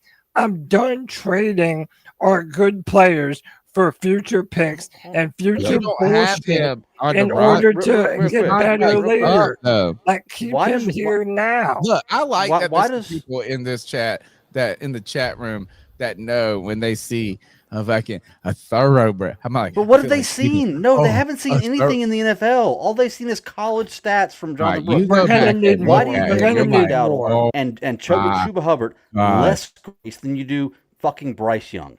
Okay. I saw Megatron. Look. Like, Chuba Hubbard and Rico Dowdle have been top 10 backs in their position for 2 years straight. Okay. Yes. Like right. Bryce Young has not been top 10 in his entire career. Why do we give them less grace than we do Bryce Young? Like, it makes no sense. I don't think that, especially Jonathan Brooks. Bryce more grace Jonathan than Brooks. Okay, well, I'll take Bryce Young out of it. Jonathan Brooks has done absolutely nothing except get injured in the NFL. Don't get me wrong. I'm not saying he's a bad. It's just kind of, it's like slightly rude. Thank God. Oh gosh. That's sorry. And it's not this. It's like, yes, that's the reason he did in his eyes nothing is because he suffered a knee injury. But in the 2 games that he played, he was like, "Oh fuck, watch out!" I just know. It's like Larry Johnson. I saw Larry Johnson. I think that running backs 2 years in a row. It makes no sense at all. Greg, you were frozen that whole time. I don't even know. Hey, If you good. know All that. right. No, right. Frozen. No, where I'm happy. Sorry. Let's go to the next call. Yo, what's going on, T3? What up, man? Hope y'all boys are having a good Tuesday, man. It's about 4 o'clock here in Charlotte. Just wanted to call in, give my thoughts, man. Panthers got a huge dub last week. I think all of us in the first half were like, it's time to pack this up, move on to next season, 2026. But they fought back, and the Dolphins kept us in the game. And listen, I still think there were some winnable games earlier in the season that we probably should have won. Neither here nor there. Like the Cardinals game, I'm surprised we still lost to them. And I just want to say, guys, can we build on this? This is the major question, right? This is kind of my question with the team, kind of my question with Canales and Bryce Young. 1 week, they can look like a formidable offense. They can look like they have a bunch of grit. They can look like they know what they're doing and that they know what the identity of the team is, which is running the ball downhill like we all knew before the season started, which they showed us last year. But can they build off of these things, right? Are we going to see Canales get scared of and go away from the run if we get down 7-0 versus the Cowboys? These are all things that we hope to see answered. And it is very interesting to me that we play a lot more. We play better when we're at home as opposed to on the road. And listen, guys, I need to see us be a serious. We beat Atlanta. That was a great win. I need to see us beat another good team in the Cowboys, who could very well be 4-1 right now. They tied with the Packers. They barely lost to the Eagles thanks to a bunch of CeeDee Lamb drops. Dak Prescott's been balling out this year. They got a run game this year. Their defense is starting to look better. His fantasy These are all quarterback. questions, man. So can we build on it is the major thing. I think if you want to get this fan base bought in on what this team could potentially be, and could potentially be 4-3 with going into the hard part of the schedule where we got Buffalo at home and Green Bay on the road, these are all questions that need to be answered. So I really hope this team can build on this, man. I want to see us get a dub this week. The atmosphere was great last week at the bank. And I'll be in New York next weekend for the Panthers. Oh, nice. So I hope we don't come out looking sloppy versus that team, who's most likely going to be 0-6 after they lose to the Broncos this week. So these are my thoughts, man. Give me yours. Glad Xavier got a touchdown to get his morale up. Rico Dowdle's a beast. Defense, like I've been saying, man, they've been holding down the fort this year. Can the offense step up for them and stop turning over the ball? These are all questions that we need answered, as I've said multiple times in this call. Anthony from Charlotte, keep motherfucking pounding. Anthony, thank you for call. Thank you so much for being part of the C3 Panthers podcast. And man, we hope you have the best time at this game because you're gonna be surrounded by the most rednecky, whatever America's best fans or whatever that they. Gosh, God, good luck. I want to highlight this and then let's go. I think this is a good segue to us getting back into the show right here. Stephen Bailey, great comment here. Thank you for contributing your time and energy and thoughts to the C3 Panthers podcast. Smash the thumbs up button, guys, if you haven't already. It really helps. And there's even this little hype button if you go back after the video, and it gives momentum. Those things help us continue. 14 years, keep continuing, keep pounding. Stephen Bailey writes, against bad teams, just run the ball, but good teams can stop the run. And we have to be ready to spread it out. Carolina. Man, look, we played the Jags. Now the Jags, I want to talk about this play a little bit later in the show. Trevor Lawrence, Cody's trade the entire farm for this guy up and down. He got stepped on, tripped by his guard, runs like a little wild turkey at the end. They upset the Chiefs and pull it out. But look, the Carolina Panthers have beaten the Atlanta Falcons and Miami Dolphins. They've lost to New England, who I talked junk about as not being a good team. But Vrabel, that gritty, good coach. Josh McDaniels calling offenses like back in the day when the shit was working, 2 backs. Drake May just putting it on people, man. Really incredible performance. Stephon Diggs with a huge game. Those guys upset the Bills. Maybe the New England Patriots aren't bad as we think. We don't know. The Panthers haven't played a good team. Jags just beat the Chiefs. The Jags are 4-1. Jags are 4-1. Pretty good. We don't know if they're good. We don't know if they're bad. Right? They're like, we have. If you're telling me if you're 4-1, you don't know if you're good or not. The Jags are 4-1. Yeah. Yes. That's not true. They just beat the Chiefs. Yeah. I mean, I'm sorry. The Jags are a good team. The Patriots are a good team. We've lost to a few good teams. Yeah. He's a Trevor Lawrence hater. That's what it is. He was out there throwing darts around like fucking Josh Allen. Whoa, Cody. Cody, hold on. Okay. Before the game against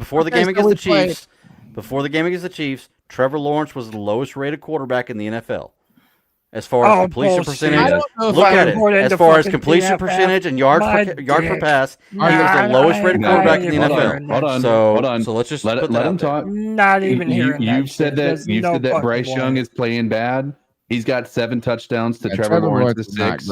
He's got 4 interceptions to Trevor Lawrence. Trevor Lawrence hadn't been playing great. Bryce Young is able to make those clutch throws no, down the field, down the sideline. Stop. Then Come you're just on, going to be dude. into Give me your a break. own. You're just becoming the people. All right, let me ask you this: are the Jags a better 4-1 team than the Bucs? No. No, now we got to ask Cody. Come on, Cody. Are the Jags a better? They're almost better. They're almost undefeated. They barely lost to the Bengals. So it's like whatever they're doing. Are you more? They lost to the Bengals with a backup quarterback. I'm saying right now, Trevor Lawrence is getting hot. He's showing you that he is capable of playing big time football. Y'all can say whatever the hell you want. He showed the arm talent. He showed the running ability. He showed everything that you need to do. We're not even talking about Trevor Lawrence, dude. I don't even give a fuck about Trevor Lawrence. Are the Jags a better form? If you had to pick, it's week 17. The Panthers need a win to play. They're probably about the same. Greg was just saying that the Buccaneers have barely won most of the games that they've been in. By like 30 fucking points. So how are you saying that they're that much better than one of the other when Tampa Bay? I would rather play the Jags than I would play the Bucs. 3 different fucking scores. I think Cody. I think where the Trevor Lawrence thing starts to go off the rails is where you talk about Bryce Young. We all talk about Bryce Young making dumb, boneheaded decisions. Trevor Lawrence has made an equal number of boneheaded decisions. Oh my God! You know how many times he has been? You know how many times he's saying that he hasn't. I'm saying the highs are higher with what he has been able to show thus far, and right now they have a better record. I hope we see him again. They got a better record, I think, in spite of Trevor Lawrence. To be fair. I'm sorry. I mean, at some point, look, just the idea is how about that's right. StreamYard gave me. I was surprised the Jags were 4-1. I would have expected them to be 3-2. Their defense improved. All right. I didn't know. You know what? Not bad. I know it's not. I'm not saying they're a bad team. The Cardinals. You can't say they're good.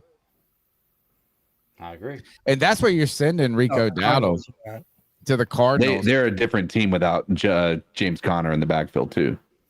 Him getting hurt was and then they lost Trey Benson, and then they had that guy who ran a 70-yard touchdown and then dropped the ball, and then Jonathan Gannon got fined $100,000, dude. That's Did you see Jerry Jones flicking off? I know, but that was nowhere close to Jonathan Gannon. They really came down hard on Jonathan Gannon. He must have said some racial slurs in there when he hit that dude. But no, he's physically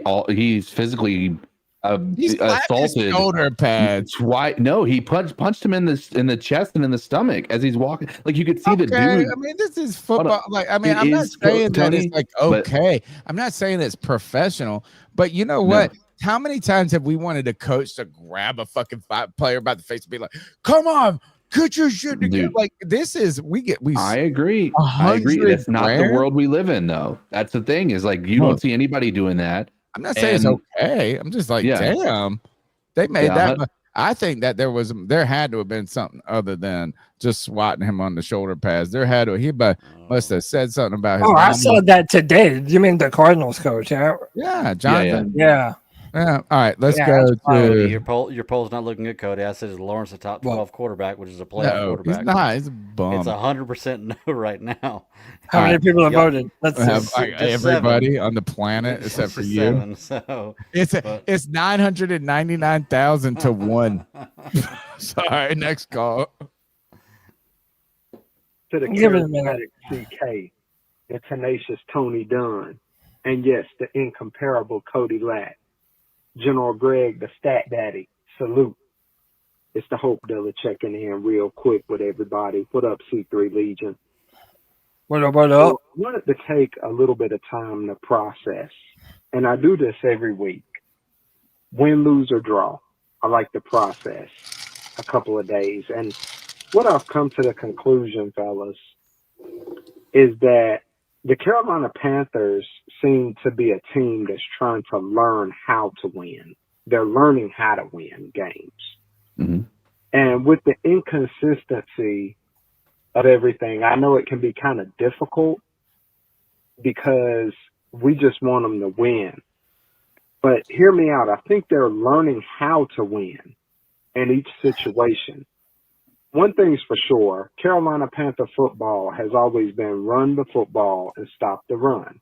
Run the ball and stop the run. They did that this past week, and they were able to overcome mistakes. True. I think that is the formula, but I think it's deeper than that in some ways because they're trying to figure out how to win. But I did have one question, though. It won't be long, believe it or not, before the trade line will be here. The trade deadline will be here. It'll be here before we know it. And I wanted to see if there were any players that you guys would consider trading at this point or bringing in from other teams. Anyway, once again, y'all, this the Hope Dealer. Everybody, keep pounding. Thank you, Hope Dealer. I'll we'll dip our toe really quick into Rico Dowdle. 1 year. He's on a 1-year contract. The Carolina Panthers do have to really believe and consider and think, regardless of what you guys think, is can you and are you realistically going to bring him back? I think if the answer is you don't think you will or you can, you have to think about that. You have to think about that. After what? 2 more weeks? When's the trade deadline, CK? Week 8, I think. It's the beginning of November. So we get 2 more weeks to figure out if we're buyers or sellers. Greg, are the Panthers thinking about buying a player? Yeah, I mean, honestly, I'll put the same thing out there I put out there for years. I think that we should try to trade for Jameson Williams. No, people hate on him, and he's a kind of a one-trick pony. They hate on him. He's a baller. Well, I don't think the Cowboys would. I mean, the Lions. He's a 2 or 3 catch a guy game. They're trying to make the Super Bowl. Well, hold on. He's a 2 or 3 catch a guy game in the system he's in right now. But you got to remember, Bryce played with him in college. Okay, he's got the talent to be a really good receiver, and he's a speedster. He's big. Give Bryce Young that speedster target that he's played with already. That's big. Put him beside T-Mac. I think you've got a good combination there. I think we should trade for Jameson Williams a few years ago. To be truly honest, I wouldn't be able to do that. Cody, I saw this video. I bet you G-Baby was the one that made it. Some Bryce slobbed the knobber. They were like, oh, look, you can't tell me that Jameson, that Bryce can't throw the deep ball. And they put up this highlight clip. And there was only 2 minutes. And there was only half of the clips were him returning kicks or like a 5-yard out and taking it to the house. There was like one or two deep balls that were thrown, and I was just like, okay. I was like, oh shit, let me see some old clips of Bryce just fucking slinging it deep. And it was. I'm not trying to shit on Bryce. It was like I was like, don't lead with a clip of a guy returning a fucking kickoff of being like, oh, proof. James, that guy is a deep ball threat, but that's what deep ball threats do, man. Yeah. Right? I mean, There are 3 catches, 100 yards and a touchdown, explosive plays. And he's that guy too. He's fast. He's big. I'm telling you, like, he would be a good addition to this team. You know what we need, though, is a fucking linebacker. Dude, we're in desperate need of some linebackers. But who? Like that would be that would be interesting maybe to do next Tuesday or as we get closer to the deadline, see, who would be out there available at this point in time. I would really like to upgrade from Christian Roseboom. I know that he looked better against the Dolphins, and credit to him. I mean, he did take strides, but I don't know, man. I would just I would look to upgrade that room as soon as I could. I don't know. It's like if you're not a team that's really making moves to win a division or make a playoff push, and I don't think anybody right now, the Panthers just want to win 2 games in a row. Playoffs, like, no, let's get over it. Like, I ain't worried about none of that yet. Let's just win another game before we. So I don't see us in the buying market period anytime soon. And it would be better to just not be a seller. Let's take one more call and we'll get back into the show. Yeah, man. Hey, guys. John B. Jenkins here calling in with John B. some alternative football news from around the world. I've promised to always keep you guys up to date on the latest alternative football news. And, boy, there has been a lot of news going on in the off-season. That's right. We are in the off-season of alternative football. Anyway, we've got teams jumping from the AF1 down to the NAL, from the NAL up to the IFL, all over the place. There are teams from the European League of Football, 10 of them actually, that have decided to leave that league and form the European Football Alliance. Damn. Pretty much all of the good teams, including our Panthers Broschlaw, will be in this new EFA. So I'll bring more news about that later when I get it. But then the UFL today announced that they were dropping 3 teams, the Michigan Panthers, the Memphis Showboats, and the San Antonio Brahmas. They're rebranding the Houston Roughnecks back to the Houston Gamblers. And then they're bringing in Orlando. I almost said the Orlando Apollos, but they're called the Orlando Storm. If anybody knows anything about the Orlando Apollos from the AAF, they've pretty much taken their color scheme and almost their logo. Then we've got the Columbus Aviators, and they actually the logo looks like the old Montreal Alouettes logo. And then the Louisville Kings, or as I saw someone on Twitter say, the Louisville Draft Kings. But I don't know, they're moving into MLS stadiums, smaller soccer stadiums for this year. So we'll see if that can make the stadiums look fuller. But yeah, lots of exciting alternative news in the football world, or alternative football news out there in the world. And if I get more, I will call in and share it with you then. But happy that our Panthers won, and I watched that mic'd up with Bryce Young. I don't know if you guys watched that. Yeah, have y'all watched that? I did. One thing I noticed is that after he threw that touchdown pass to XL, they didn't really hook up and Bryce was out there trying to dap him up, but XL walked right past him. So I don't know if there's maybe something there to explore, but that's all I got for right now. As always, everyone keep pounding Carolina Panthers, keep pounding Panthers Broschlaw, keep pounding C3 Panthers Podcast, and go fish. John B. Jenkins out. John B. Go fish, brother. Hey, man, dude, I love that you keep us updated, man. I feel like we live vicariously through you with these updates, man. Go fish. I mean, look, man, I think it's nice that we have this little coalition of teams that we can all pull for, right? Go fish, go fish, man. I love it, man.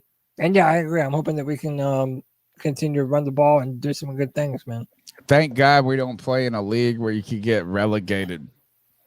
Oh no, dude, we would have been gone a long time I ago. know. We've been playing the Jets each week. We've been rushing all over the Dolphins every week trying to get back in the league. Cody, let's get back into the podcast. Yeah, buddy. Podcast. We've been in the podcast, but we got a lot more to talk about. Tell us what we're looking at. Yeah, man. So look, one of the things that we need to give credit to, in spite of the injuries that we've incurred, is this offensive line and how they've helped this offense tremendously. Right here, we have a graph. This is I think Stats Cowboy is his name on Twitter. Apologies if I'm forgetting the name here. But this is how many times or what percentage of times your offense converts a first down into something else. So our offense is converting 1st and 10 into another 1st and 10 66% of the time. That has us just need first downs. I know that has us in the top 15 of the NFL. And from a pass protection standpoint, Carolina Panthers are also top 15. We ranked number 12 in true pass set grade. And I just wanted to take a moment to show some love to Cade Mays. And yet again, my dog, number 70 in your program, Brady Christensen, stepping up literally in whatever position that we need him to step up in. He always does his job, balls out. And the fact that Brady Christensen and Cade Mays are playing next to him and actually really playing well, even though Robert Hunt, our most expensive offensive lineman, is off the field right now, dude, I think that, this speaks well for us because I feel like the better teams in the NFL, they're able to continue winning, even though you might have a bunch of injuries on the team. We talked about the San Francisco 49ers earlier and how Kyle Shanahan might be the coach of the year for what they're doing. Well, when you look at this offensive line and what they've been able to do down a center and a right guard, it's been impressive to say the least. I would caution saying down a center because most people believed that Cade Mays was the better player at that moment. Agreed. And I did not fault them for believing that. I did believe Austin Corbett would get the nod to start.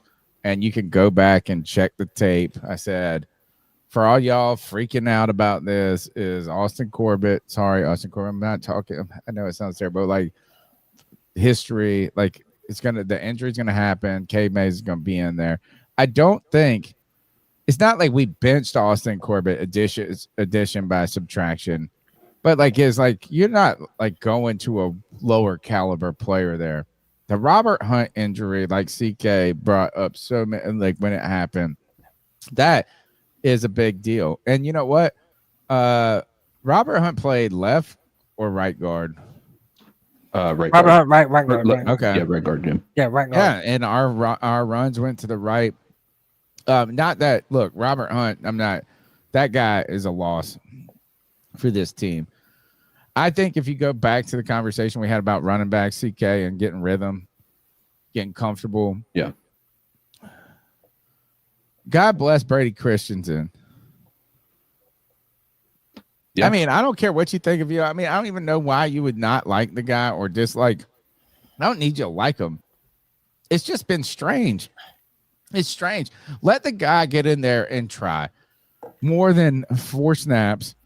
You give Zavala 5 games to try to figure it out. Give this. Like, they're hesitant to even do it. Come on. Let the guy get some rhythm. Let him get comfortable in that position. And to him, and there are a lot of plays, guys, that people have been talking about on the internet. Maybe it's not a lot. Just one play where Cade Mays and Brady Christensen made 2 blocks, both of them. They bit a first block, and it was both of them that did the same thing. It was like they made an initial block, got a body on the second guy, and Dowdle's off to the races. Brady, give some look. The Mays Christensen campaign. I'm voting for it right now. I'm loving it, dude. And CK, yeah, I was sort of lead you into this. Like, how did you not give love to Christensen, who through 4 years has proven himself to be a starting caliber player at least 3 different positions on this offensive line. When you have a running back that rushes for over 206 yards on the ground, that's because you have some big ass boys moving folks on the line of scrimmage. Yeah, so I think what I find interesting is when we brought Brady Christensen back, the point was that he was the Swiss Army knife, right? He could play all of the positions across the offensive line. By the way, above average at every position he's played, in my opinion, right? He's going to have plays where he's beaten, where he's making mistakes. That's naturally going to happen for most any player, especially one that's still as young as Brady Christensen is in the league. Would you say above average or serviceable? Above average. Really? I would say above average, yeah. If you see when he filled in at left guard, 2 years ago, our offensive line had a massive step forward, it felt like. When he was at center, I think we had a really good center situation with him at center. I think he even filled in a left tackle and was not a liability. He looked like he was a better player than Ike Ekwonu did there for a little bit. I don't know whether or not that we are going to give him the opportunity to be the starting lineman at any position on this line of scrimmage. But right now, the dude is come in. He's come into this team and done exactly what we needed him to do, and that is fill in where we needed him to fill in. I will say this much. One of the things I said on the post-game show is I still have a lot of concern about Dave Canales because some of the decisions he has made have left me feeling questionable about his decision-making, right? Leaving Jimmy Horn off the roster when clearly seeing him in the lineup changes the dynamic of our team. That we're doing end arounds, we're doing we're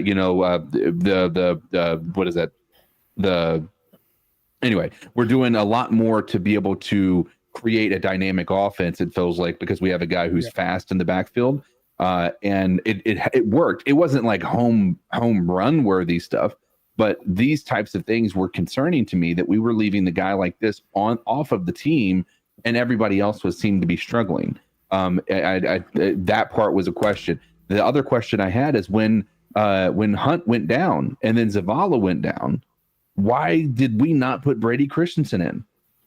That's what I'm saying. We put another guy that we didn't even know was on the team up to this point. Yeah, I have 2 big questions as to why Christensen wasn't put in as soon as Robert Hunt went down. And why have we not been playing as soon as Zavala went down? When Zavala went down, they put in another guy. Cody, while we're talking about another player that I don't know. I want to try to put how do I add? Oh, hang on. All right, I got it up there. All right. I just want to say this. Just look, I'm an ECU fan, East Carolina University, and this is a tweet from 2 years ago. Okay. But I like because Rico Dowdle's up here.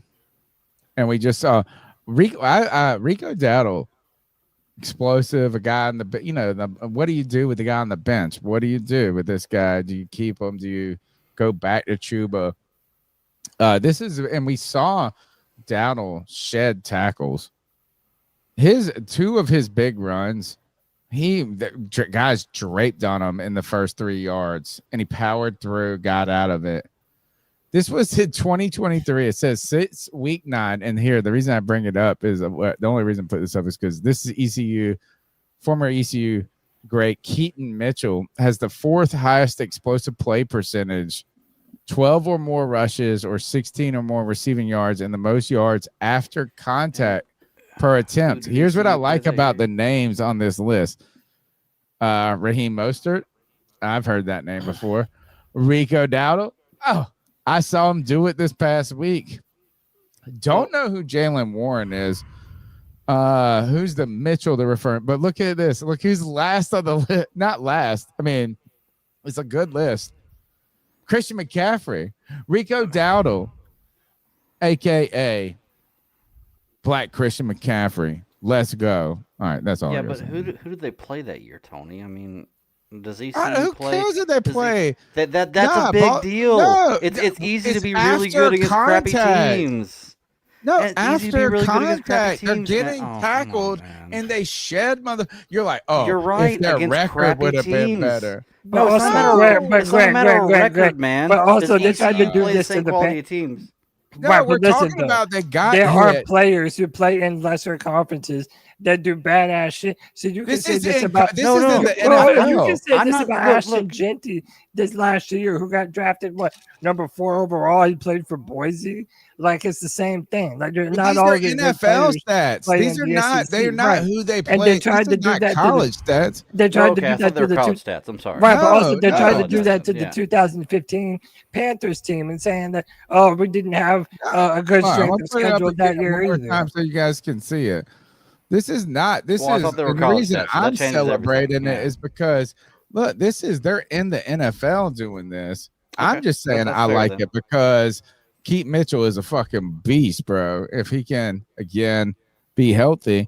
But look, this is Raheem Mostert 2023 when he's with Miami. Rico Dowdle 2023. He had a 21%. Look, we're celebrating Rico Dowdle. And now what I want to point out just about Rico Dowdle is this ain't a new thing. This ain't something new. Is this mug been making explosive plays after contact 21% of the time? I found the only reason I brought the list up and the tweet just became fun to me is because I saw Keith Mitchell and then I looked underneath it. I saw Christian McCaffrey. We got black Christian McCaffrey on this team with Rico Dowdle. No, that's Bijan Robinson. I'm sorry, big dog. Okay. Yeah, I gotta Oh, give you that. Bijan Robinson didn't do a lot against that Panthers defense, now, did he? There's been a few times CMC's been shut down too. All right, boys. Actually, look, Bijan played going. pretty Let's well keep against rocking. Carolina. all right, let's keep on He just won going. that game. Tony, Yeah. on Sunday, you said you wanted to talk about Bryce Young and the impending decision of this 50-year Yeah. option that we have coming up. And listen, we've said a bunch of times how important this year is for Bryce Young. This is from Garrett Klaus. Bryce Young, which is a crucial turning point after Panthers Week 5 escape. Carolina Panthers need more consistency from Bryce Young moving forward. That stretch sparked relief that Young was finally turning the corner, talking about the end of last season. Instead, the first month of 2025 has looked painfully familiar. Through 5 games, Young has completed 60% of his passes for 951 yards, 7 touchdowns, and 4 interceptions, averaging just 5.5 yards per attempt. There have been glimpses of progress, as evidenced in Week 5 against the Miami Dolphins after he recovered from 2 early turnovers to accumulate 198 passing yards and 2 scores. Still, those flashes have been rare, not routine. The Panthers are 2-3 with no help from quarterback play. Thank you. That is so facts. In fact, the win over Miami can be heavily attributed to Rico Dowdle rushing for 206 yards and a touchdown on 23 carries together with 28 receiving yards for 234 total yards from scrimmage. The same issues that we saw in Young's first 2 seasons are still there. Missed throws under pressure, stalled drives, and stretches where the offense looks completely lost. While the sack rate has improved from 7% to 4%, that progress hasn't translated to steady success. So listen, man, he's only 24 years old. Young still has time to develop, but the trend over nearly 3 seasons is hard to ignore.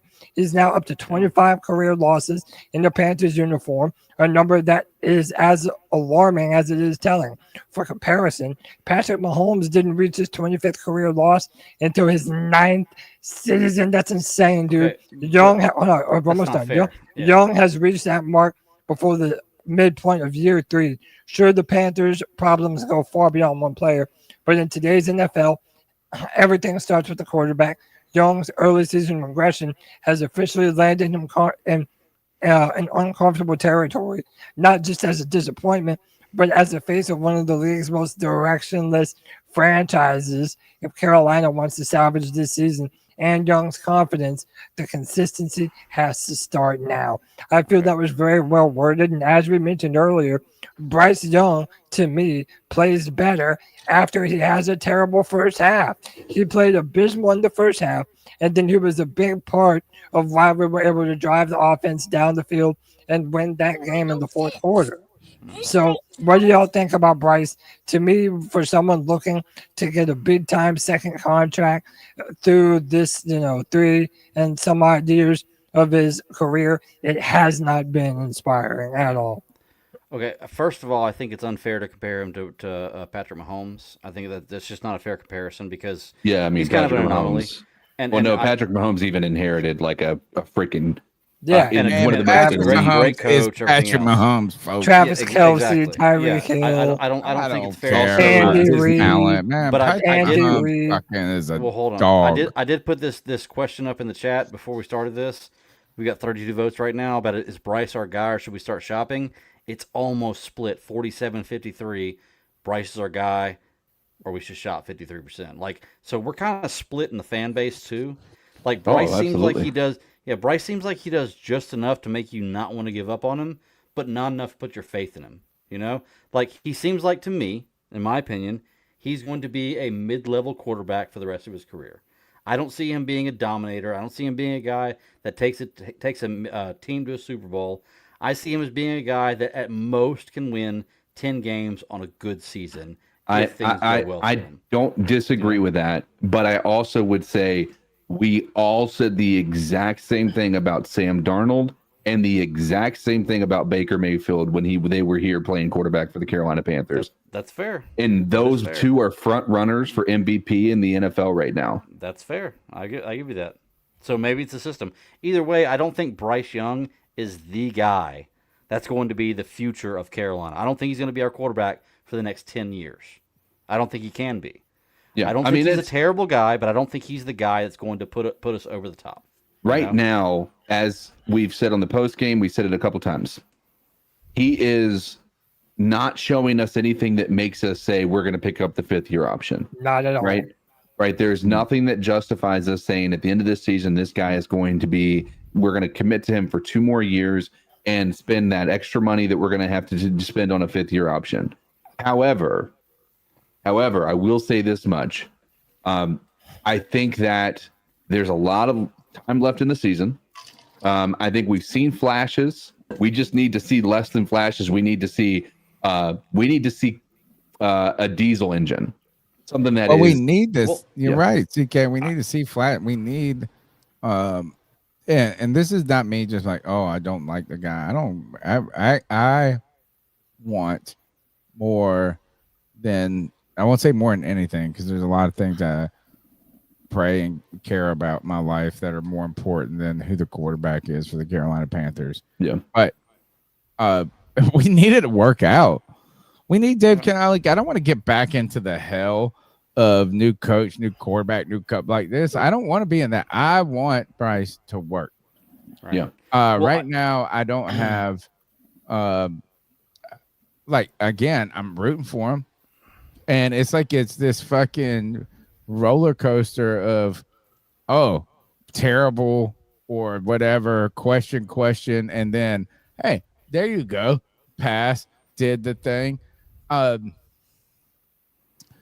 Here's the problem that's been bugging me. It's really been bugging me is that if you wanted a game manager, and game managers can be fine, like good.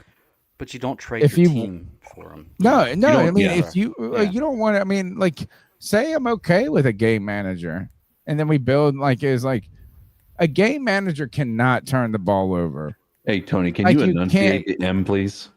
Well, I'll be honest with you, Tony. I think that what is that? I call him a gay manager.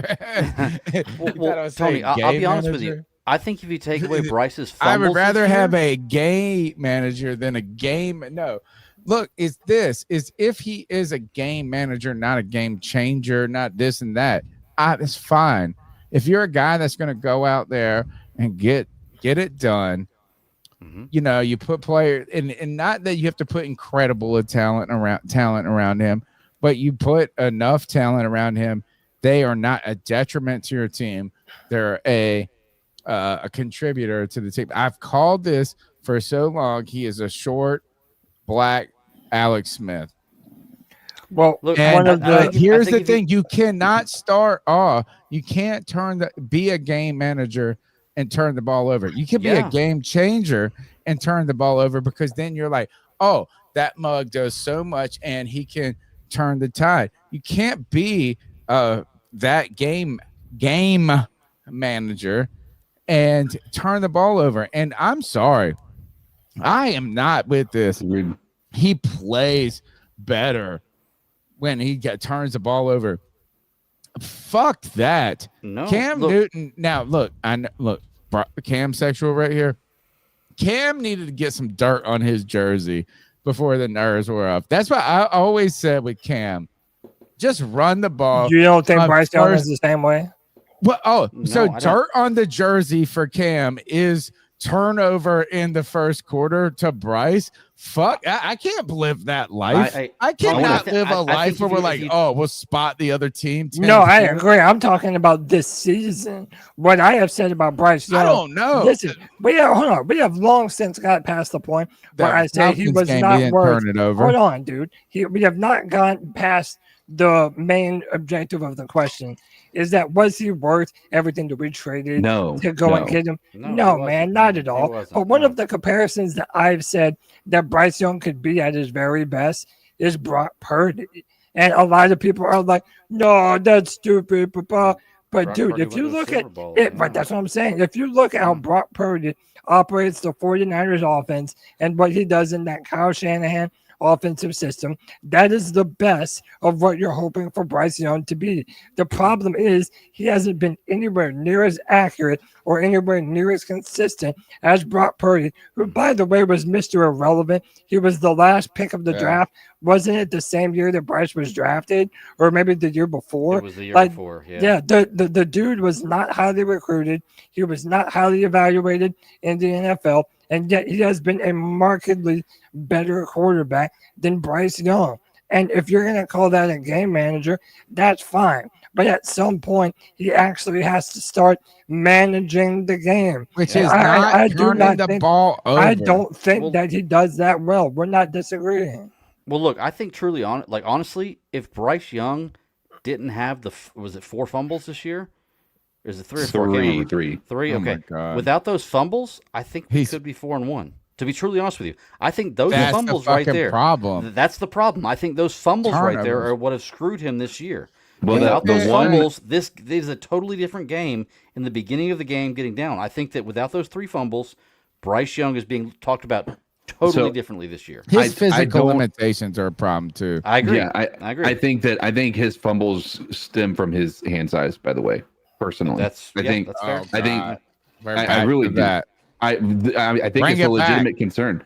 Look, how many other quarterbacks do you see accidentally throw the ball into the ground when they're trying to evade?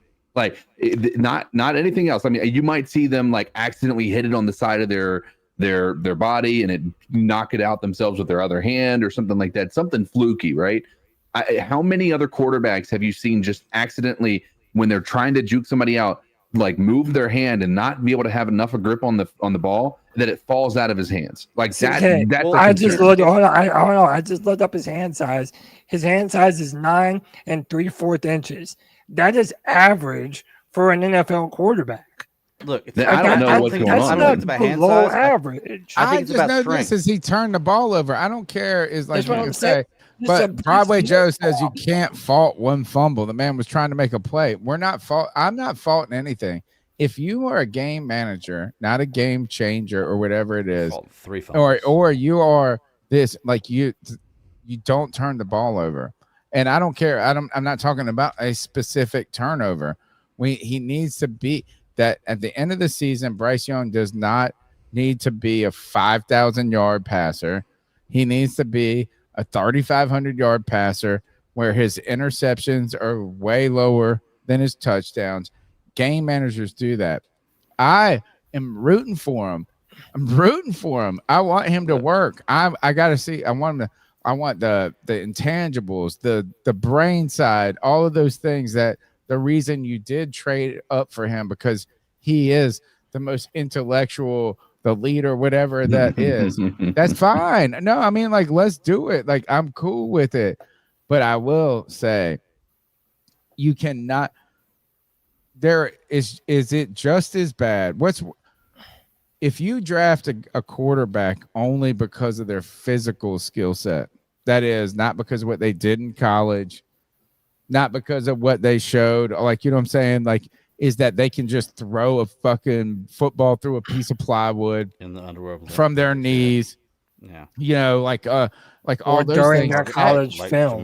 Well, no, I mean, like that, to pick a player only on physical attributes is just as silly as picking a player just on now. what So hold they- on, before you go. let me just finish one thing is that Bryce is like, yeah, you can point to, he can get the ball down the road, but I've never heard anybody go, oh, that fucking ball was on a rope. No, Wait, that's not his point. Greg, I'm gonna let you go. Let me just add a little bit of context. The average NFL quarterback's hand size is 9.7 inches. Both Joe Burrow and Patrick Mahomes is 9.14 inch. So Bryce Young has bigger hands than both Joe Burrow and Patrick Mahomes. So what I think, hold on, this one chat that I say that I like right here. Pandas. I love this comment. It says he doesn't use both hands. He does the Mike Vick thing where he holds the ball with one hand. It's just about ball control, and it's about skill and technique. He's not putting two balls on the hand. He's being lackadaisical in protecting the football. Go ahead, Greg. Well, okay. I was just going to say, like, you're right, Tony, to a certain extent. The difference is it only works one way. You can vote. You can draft just based on physical ability, because we did that with Cam Newton. No, he won a college. He was the greatest fucking college football player in the history of college. And Bryce Young was great in college too. No, here's he my was thing. not the Hold greatest. On. I didn't say he was the greatest, and Cam Newton wasn't the greatest either. Yes, okay? he was. He was very Arguably good. No, the greatest no, he wasn't. college football no, he player. Wasn't. He had I'm the sorry, greatest he wasn't. He had one of good. the greatest seasons. He was with good. top That's great. 5 anyway, seasons in the history of college football. What I'm saying is, it only works one way. When you have a guy who's Cam Newton's size, then it's easier to draft just based on physics, like how physically stable you are. Right? That, Bryce Young's not the guy. Listen, Bryce Young Bryce Young is 2 inches taller than me. I guarantee you, I bench, I squat, I curl, and I press more than he does. I would still fumble the ball in the situations he did. There's a reason why small people don't play in professional sports. It's not because they're not talented. It's because we are outmatched by bigger people, period. No, that's all there is to it. Saying this is that you can't you cannot say his physical attributes are greater than the rest of the group, and that's what you're saying. I understand that, but like you can't overcome that. In his there have draft been year, other who had better people physical that have attributes? overcome that. But I'm telling, like, is Well, this, let me ask you, who had better can't physical turn attributes the the year he got ball drafted? over and then not, and then, like it's you. I'm It's sorry. a college impact. You can't be little and turn the ball over. Yeah, exactly. So the year he got 100%. drafted, who had better physical attributes? There's only one person. Go ahead and say his name. Stroud. No, Anthony Richardson. Better physical attributes than him, Anthony Richardson. Everyone had better physical attributes than Bryce. Look at him now. Has every single Literally person, everyone yes. had better physical attributes than Bryce. Every single one of them. And honestly, Stroud's the only guy who's outplayed him. To be honest with you. I That's a fair want point. him to work. Yeah, Stroud's the only guy who's outplayed him, and Stroud's not looking great this year. He had a great game last game, but like White Chocolate has said, right now he's top 4 in turnovers. Like, it's a problem. It's a problem. It's a problem that he needs to solve, and that he needs to fix these games. He's supposed to be dissecting defenses by this point. He's supposed to be making the game. That's the mental part of it. Physical attributes. That if he did not turn the ball over in the Cardinals game the way he did, there's a chance that we win that football game. Agreed. And that right now we're 3-2 instead of 2-3. I mean, how different would that make things right now? It'd obviously be better. Yeah, I mean, it's unacceptable. Revisionist history is the only thing I have an issue with here, right? Like, yeah, we can go back and say that one play could have changed it, but we also know that one play would have forced them to play differently on offense than they did. They were playing conservative because they got ahead. That allowed us to come back into the game. We cannot assume that one play was like, we can sit there and say it impacted the game. It certainly did. It had an impact on the way that they continued to play the game. It had an impact on how we continued to play the game. But that fumble, which is the only one in that, the only turnover he had in that game, that was the only one that was on him, right? The interception, he was hit while he threw the ball. That's not on Bryce Young. But I don't think it's CK. I don't think it's about like even just like what somebody else has done. I don't need to feel better about or worse about Bryce Young by talking about CJ Stroud, Will Levis, and Anthony Richardson. I'm talking about Bryce Young, and I want him to be good. I am rooting for him, and I think that like he's done. Like, I mean, there are players that have not been the. It's true. Like look, Michael Jordan was not the most physically gifted motherfucker in the NBA, and he turned out to be the greatest player. So it's not just physical characteristics, but when you are not, there is Bryce Young does not have any physical trait to overcome mistakes.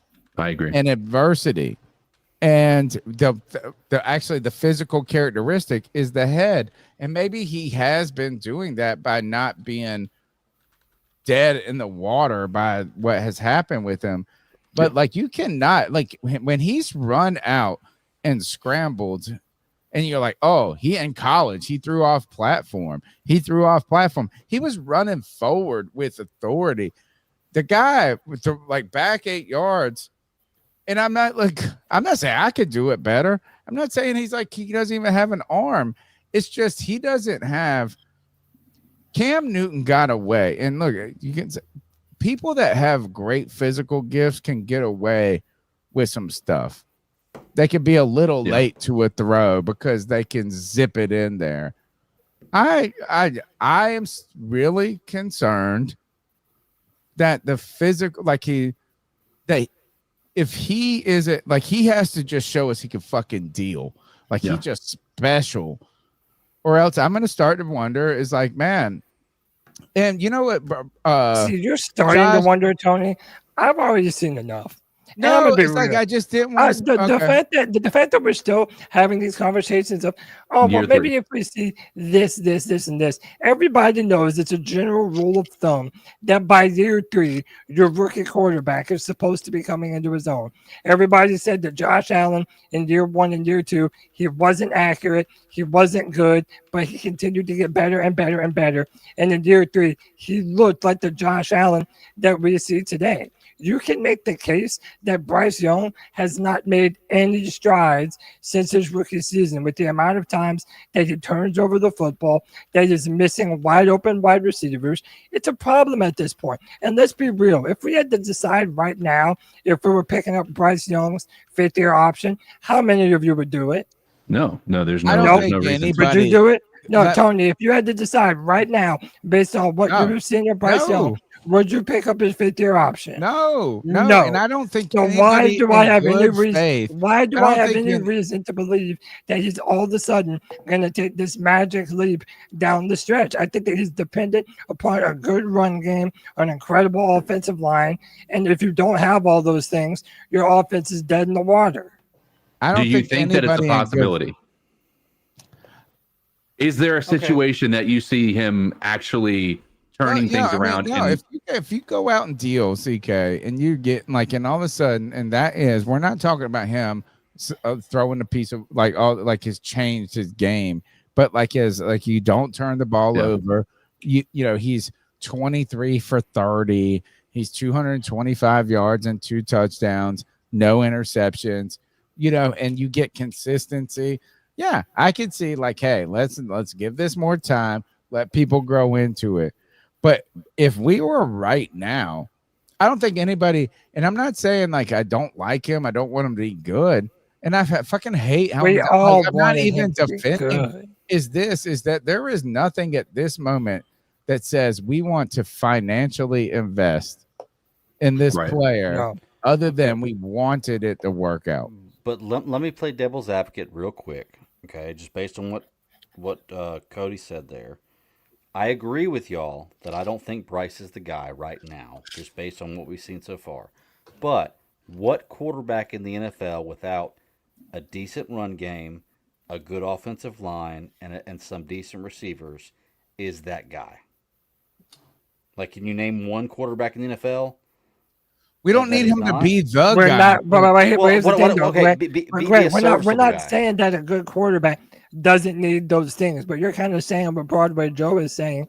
Peyton Manning was dependent upon those things. Many quarterbacks are dependent.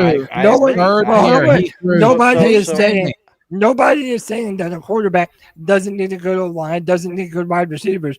But what we're saying is that if you don't have elite wide receivers, elite offensive line play, he is a limited quarterback. So he needs the we elite. all That's know the this. difference. That's the difference. He doesn't need good. He needs elite on that side, which I agree with you. I think that without an elite offensive line, without elite wide receivers or elite run game, he's not the guy. Now there are quarterbacks out there like that. I'd say Josh Allen too. Josh Allen, who's Josh Allen's receivers this year, and he's still Peyton Manning's right. That's what I'm Peyton saying, Manning's same dude. guy. It's like So I agree with you.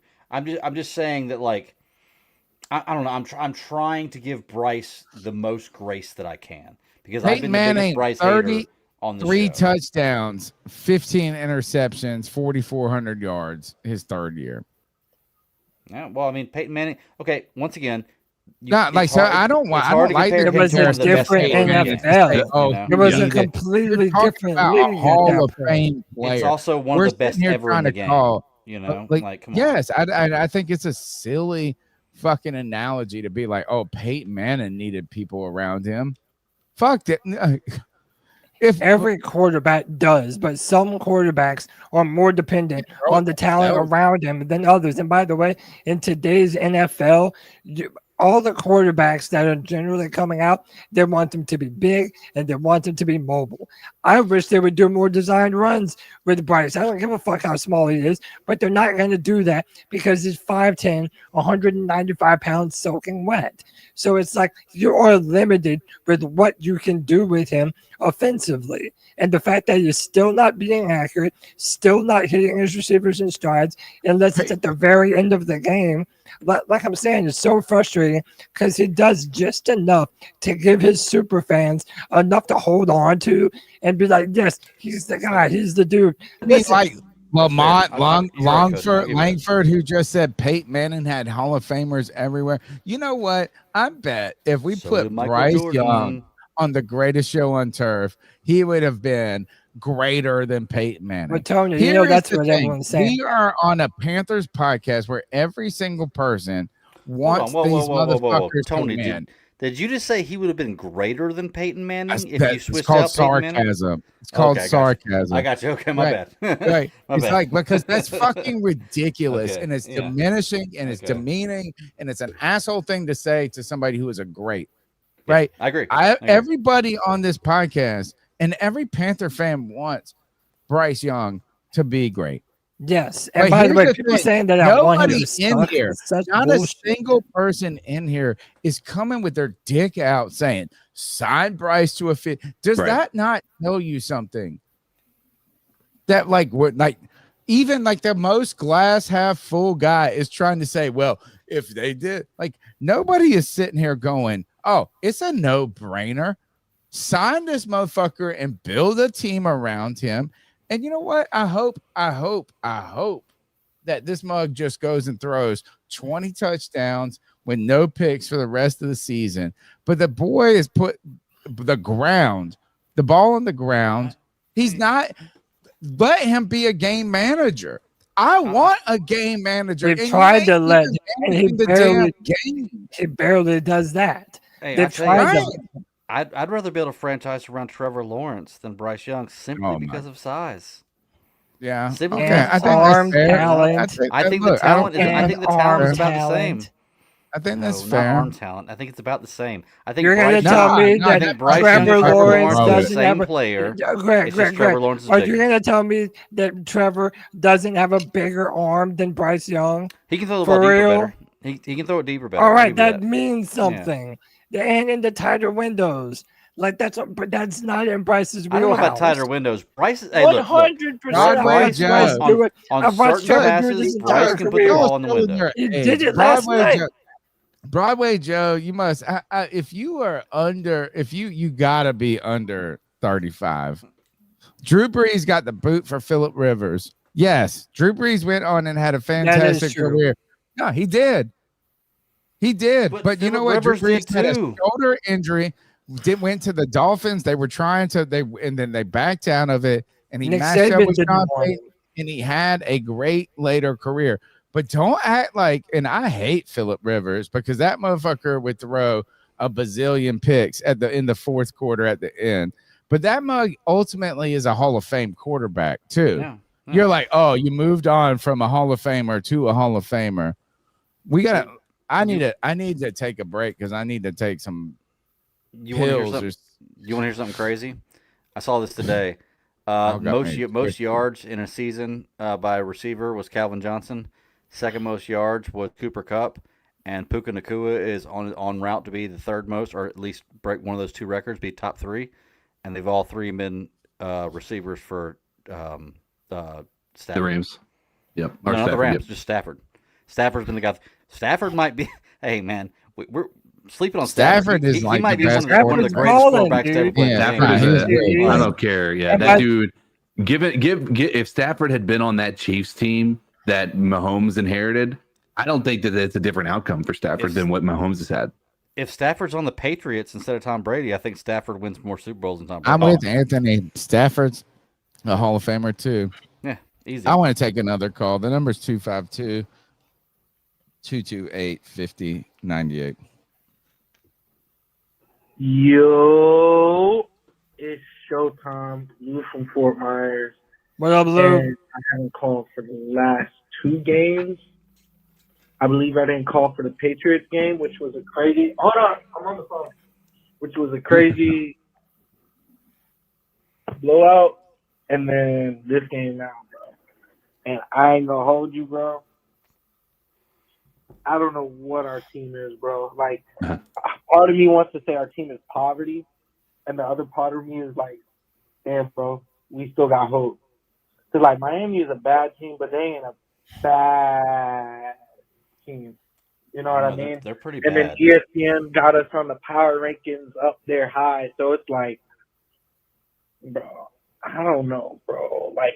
Like I said, this is one of these games where it's like, if we would have lost this, somebody was losing their job. Somebody was going to lose a mother-fluffing job. Yeah. You don't know who, but somebody was going to lose it. I mean, bro, Leggett looked a little bit better, but there isn't really much to say. I would say our defense showed up clutch, and also Tua shit the bed, but our defense showed up clutch. And Rico Dowdle. Someone snagged him before I did. I didn't think he was going to put up 32 points, but yeah! He's on my team. 32 points in fantasy? Oh, bro. And I had him on the waivers, but he's on my team. Every single one of y'all. This week. I still won. Taken care of, man. It's Lou from Fort Myers. Peace out.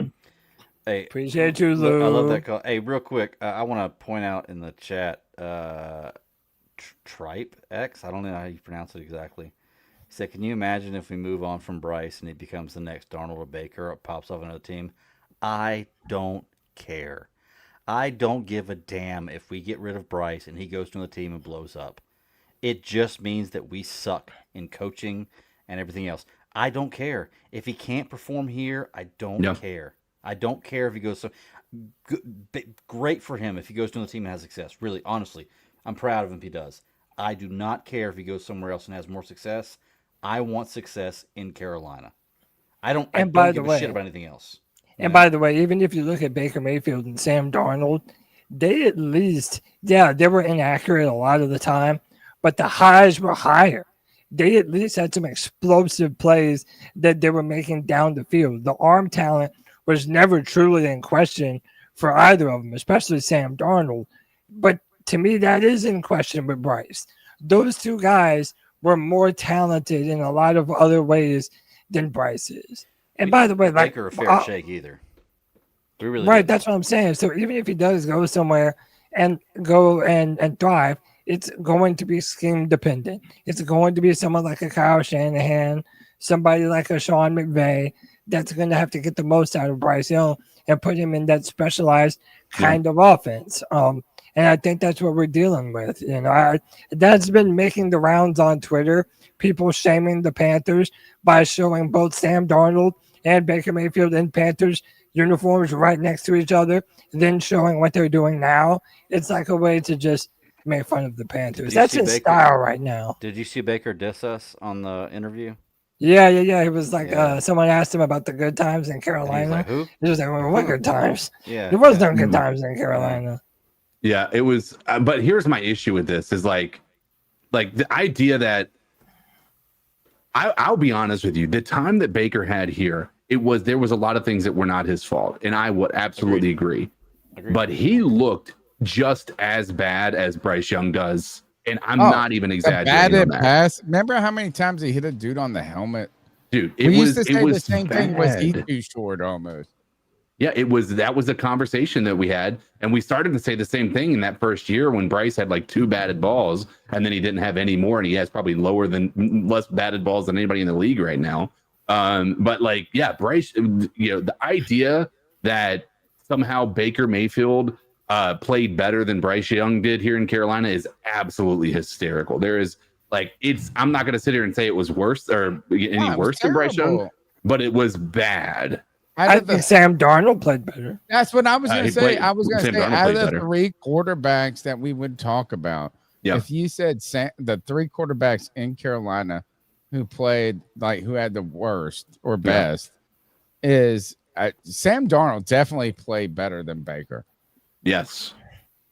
And by the way, Steve Will also just in fear of pissing off all of anybody who thinks there's just like, oh, you hate. I don't hate. We were Bryce Baker Young, Bottoms, dude. But I know, but like y'all were. Sammy Dimes was better. And I'm not saying I want to build my team around him, but you know what? He got fucked in that game a little bit. That game, like that last pick, we got tipped or something, hit somebody's helmet or something. Anyway, I don't care about that. Gosh, that's the thing. We should be pounding the table. The fact that no one can pound, you have to you have to do mental gymnastics to say we want the 5th-year option. I think that just explains it. And I hope that we don't have to do those mental gymnastics at the end of the year. Cody, let's power through the show. We got more calls, and let's rock and roll. Yeah, buddy. So, listen, man, we're going to talk about some of the best and worst players on defense and offense. But listen, we brought this up. This is all the top-rated players from PFF. Damian Lewis, surprisingly, ranked number 1. Rico Dowdle, obviously. Why is that surprising? Brady Christensen, because I don't feel like Damian Lewis has played great. No, he was actually felt like he was a liability this round. That's what I'm saying. I felt like and this that was, we ran the ball to the right the whole time. But you know what? Right, let them cook. Yeah, the no, offensive 100%. line did well. Period. Right, and we showed the stats to prove that. But the reason why we're bringing this up is that man right there, number 11 in your program, Nic Scourton. Okay, with a PFF grade of 89.6. The Panthers just made their stance on Nic Scourton crystal clear. This is by Dean Jones on Cat Grave. So the Carolina Panthers are gradually increasing Nic Scourton's reps, and he's flourishing. Princely Human Mullen flashed from his rotational spot on the edge. However, the Panthers made their stance on second-round pick Nic Scourton crystal clear during the contest. Scorton is developing into a starting caliber performer. The Panthers felt like they got a steal with the number 51 overall pick, and is proving those in power right so far. His role is gradually increasing and gaining more snaps than established veteran DJ Wonnum versus the Dolphins is a testament to the growing confidence in the building. The Panthers have been crying out for a dynamism on the edge since trading Brian Burns to the Giants. Nic Scourton is a long way from reaching Pro Bowl heights, but he's off to a good start. It's also worth remembering that they just turned 21 years old. So he's also just scratching the surface of what he might be capable of. Expect this trend to continue as the campaign progresses. Scorton suffered a bump in the road with a punctured lung during Carolina's joint practice with the Houston Texans. Yeah, no big deal. He worked hard to recover quickly and is picking up things just as fast. The sky is the limit for the Texas A&M product, and it won't be much longer before he makes one of those starting spots his own. To be honest, I'm surprised that they haven't made him a starter already. I know that you paid DJ Wonnum and Patrick Jones, but out of every player, Jones fucking ate in this game. Right? Yeah, I have nothing. That guy Sure. fucking went to town. Yeah, sure. So if you want to, and I do, and I'm sure that the article highlighted this is that there it was. It did. I heard you say it. He gained more snaps over Wonnum. So, like, I mean, being a starter is also on paper a little like, it was like, oh, who played the first play? But if Scorton is gaining snaps and Wonnum diminishing and Patrick getting and eating, let's go. And I'm all in on this motherfucker from the beginning when he swiped all them hats Knocking off. all the hats off. Oh, I was like, you know what? I needed this mug. I needed somebody. He's the boss, man. But then he changed, and then it became weird because isn't he the one that has all the? He's like, look at me and my kittens. Yeah, he's got cats. He's a cat man, dude.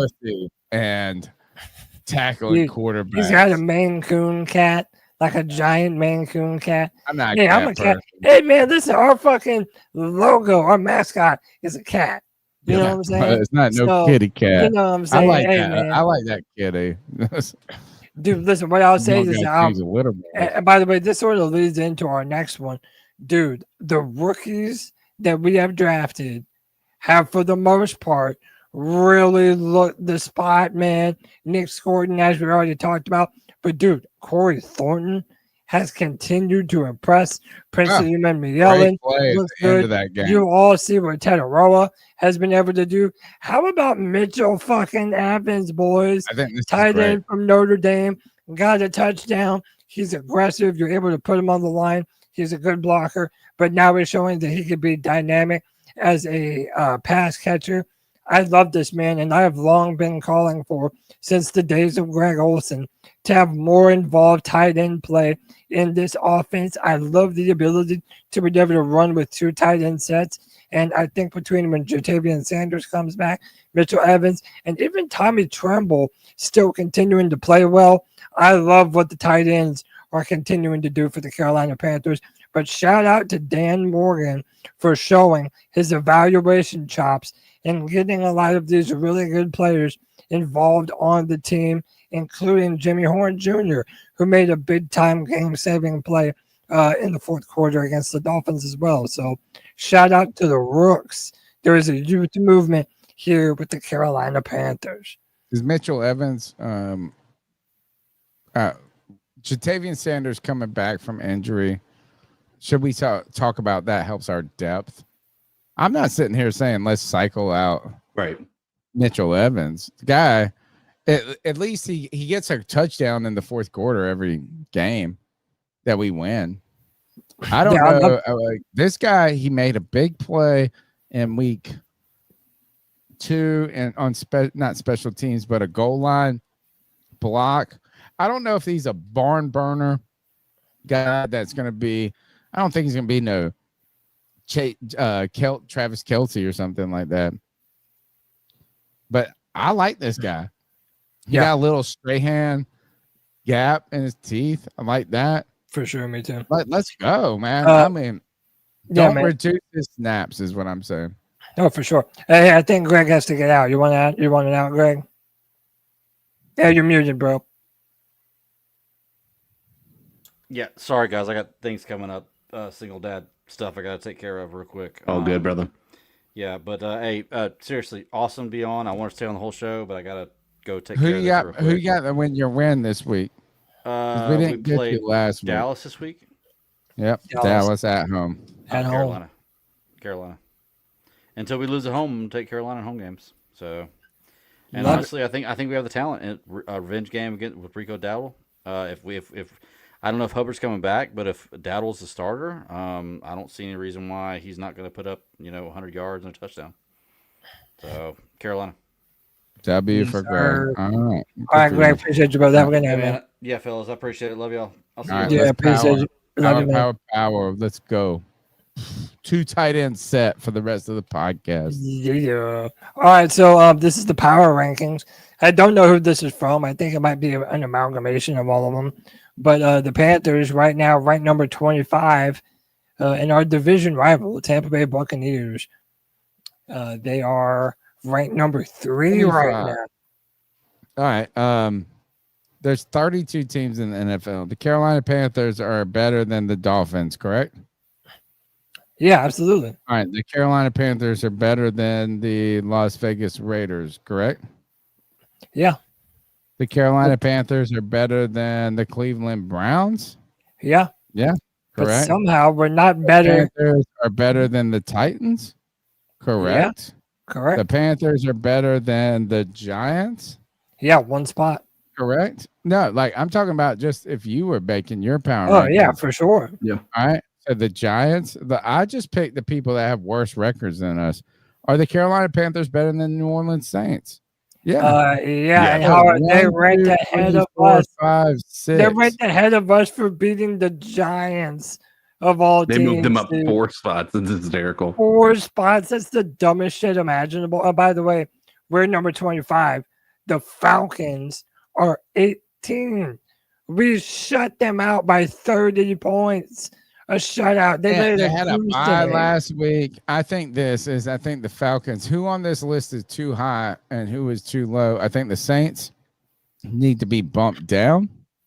Yeah. I think actually the Jets are not the worst team in the league, but maybe. I think the Panthers need to be bumped up a little, not a lot. Not like I'm like feeling disrespected. We need to be ahead of the Saints. How about I that? think we should be at 23. Should we be ahead of the Ravens? No, I don't know. Without Lamar Jackson, maybe. I think that They we're look at bad. Yeah, they look terrible. Are the Bears too? Dude, how about this? I think the Patriots are too low. We should be ahead of the Saints. We are ahead of every team on this list. I think the 24 Cowboys are Should too and low. the should the Patriots not be higher than they are? They got Buffalo at number 4, and the Patriots just beat them. I think they fine. should be. I think they're fine at 15. I don't. Again, that's a rivalry, interdivisional rivalry that can go either way. It was a close game. Quite honestly, it felt like it was the Bills gave that. Not saying to take anything away from Drake May, he was making some plays there towards the end, but it felt more like the Bills gave that away more so than the Patriots won it. But also, I think, and this is going to be bad for us, but I think that the Cowboys are low on this. I think they should be higher. I think number one, fine. they should definitely be higher than the Bears. They should definitely be higher than the Vikings. They should definitely be higher than the Falcons. And they're right in there with that. Dak Prescott is playing really good football right He's now. on my They need to fantasy, be in and that it's Texans. great. They need to be in the Patriots, Texans, Chargers range. What I would say is I don't know what the Panthers should be ranked, but I will tell you, I would say there's a couple of teams on this list that are too high, right? I think the Saints too high. I think the Bears too high. I think if I was going to make this list and I only can make one move, I would.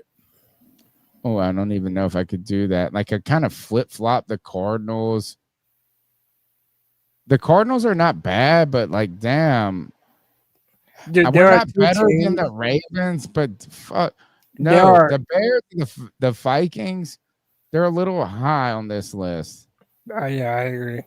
But hey, man, they looked okay with Carson Wentz. There are 2 teams on this list that I just don't trust. I'm not even saying that they're not justified in their spot, but I mentioned earlier I do not trust Philadelphia.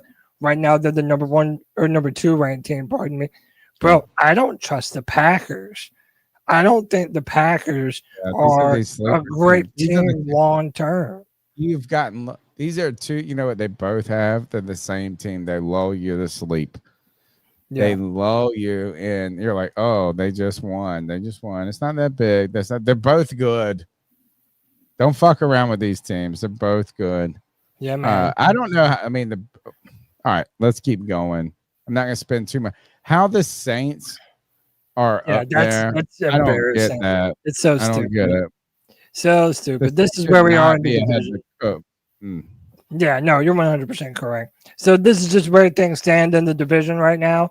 We are 1 game behind Atlanta. Since we have 3 losses, they only have 2. They were on a bye. Hopefully we can rectify that soon.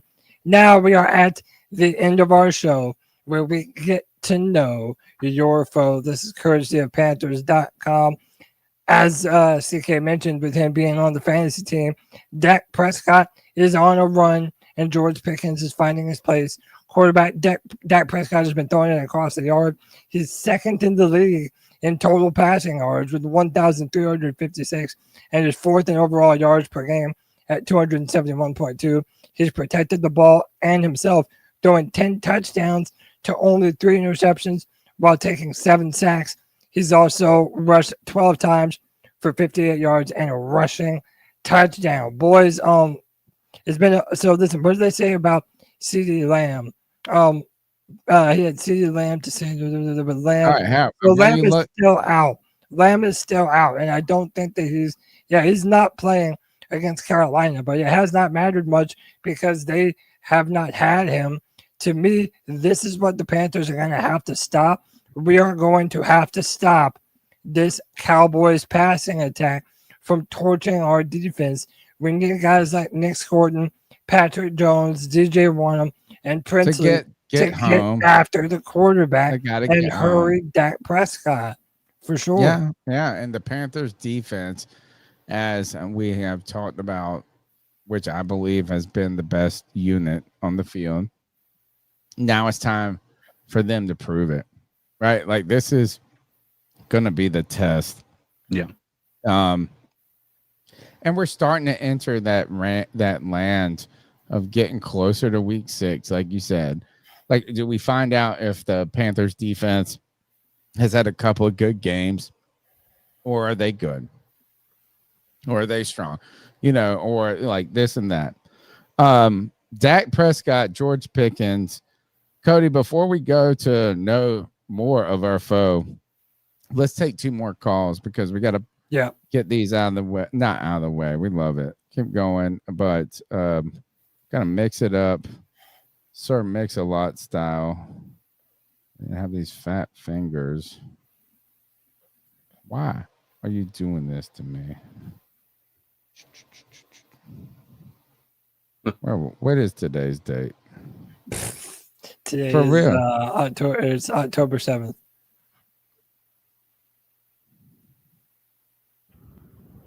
What is up, guys? Greetings I don't from delete beautiful anything, Idaho. by the way.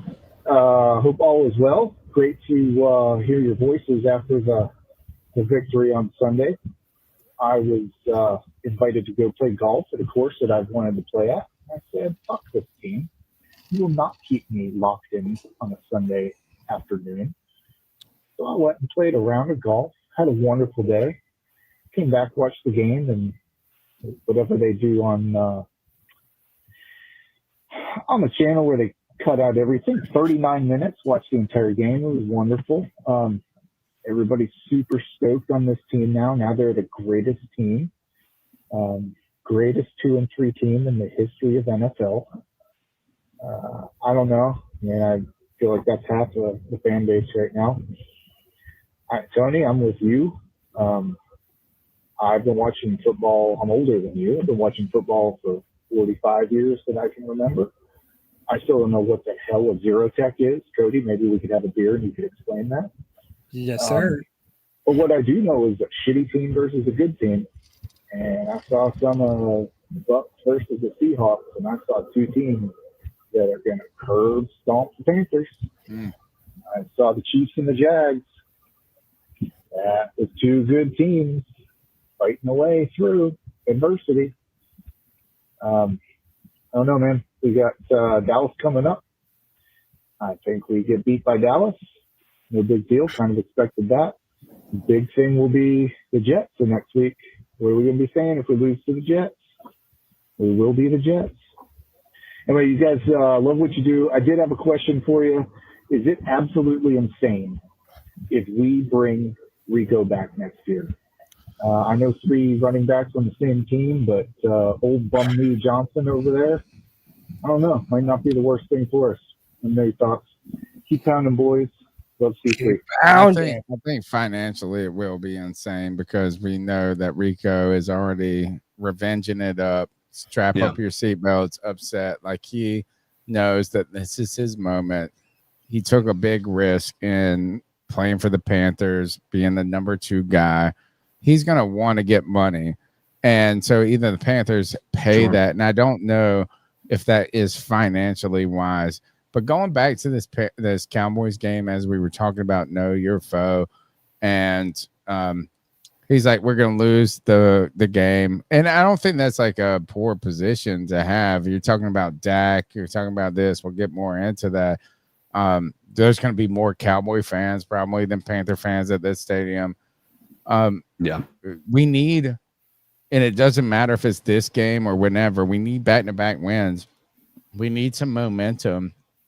And if the Panthers could pull off a win against a team that is ultimately better or better viewed, however you want to say it, a quarterback that is established and playing, this is how they get that momentum, Cody. This game is important. It really is so important for us when we come back on the post game. If we are, hey, we can build, we can grow, we could walk out of this game with a win. Saying, you know what, Bryce Young let's see what he can do. Yeah, man. Dave Canales, man, this. But you go and lose another way. It's not that it's a must win, but this game could mean so much because then you play the Jets and it could really This is like the most winnable. This is the most winnable part of our schedule, in my opinion. And hey, by the way, real quick, I wanted to show some love. Dan Floyd over there in Newcastle, England. He says it's 4:30 a.m. here, but this is the L'Oreal of podcasts. You're worth it. That's real fandom, dude. Shout out to Dan Floyd, brother. You're the man. But Tony, no, listen, I echo everything that you just said. To me, this is a gut check for the Carolina Panthers. You're playing a blue blood team who's going to have a fuckload of fans in the bank. They are doing really well this year. They're one of the better teams. Dak Prescott is playing at MVP levels. They're really good at stopping the run. Your defense offense can make a statement. One of our best run performances of the season. To me, this is the truest test of who the Carolina Panthers can actually be in 2025. There's been a lot of ups and downs. There's been some good. There's been some abysmal. But if you go out there and actually make a statement against the Dallas Cowboys, now that signals to the rest of the NFL, hey, you cannot sleep on the Carolina Panthers this year. You just can't. CK, the only thing I'm different with him on this is it's not a test. Every week is a test for this team. It's an opportunity. You know, a test being like, we're going to figure out who we are. This is an opportunity to become something. And the test analogy, and I know I'm not trying to mince words, but we don't think that we're trying to, we're just trying to become something. We're trying to show our boss that we can be a player, be a good employee. Come on, guys, be something you want to podcast about. Amen.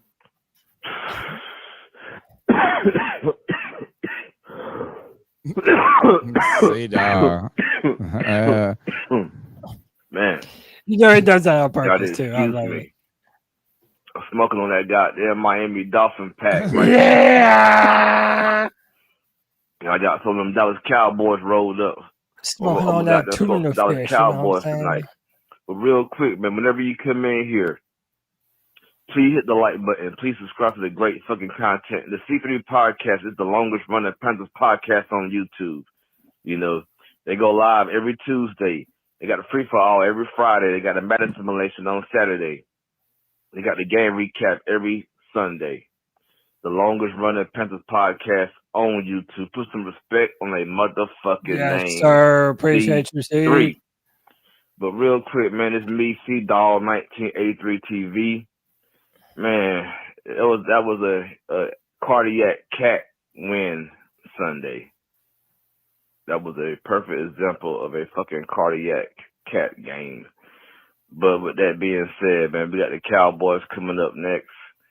I hope we whoop the Cowboys' ass. As long as the defense come to play, man, I really don't have no, as long as the defense come to play and Bryce don't turn the fucking ball over, man, we could win some games, man. But like I said, man, I'm pretty much done with Bryce, man, because you can't be a game manager and you turn the fucking ball over. It doesn't work, If you can be, you can be a game manager, but you can't game manage and turn the fucking ball over every fucking game. It's like you be starting the game off with fucking turnovers, man. That shit, I can't do it.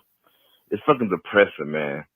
At second quarter, you thinking the game is already fucking over, But man, I'm just excited we won that fucking game, man.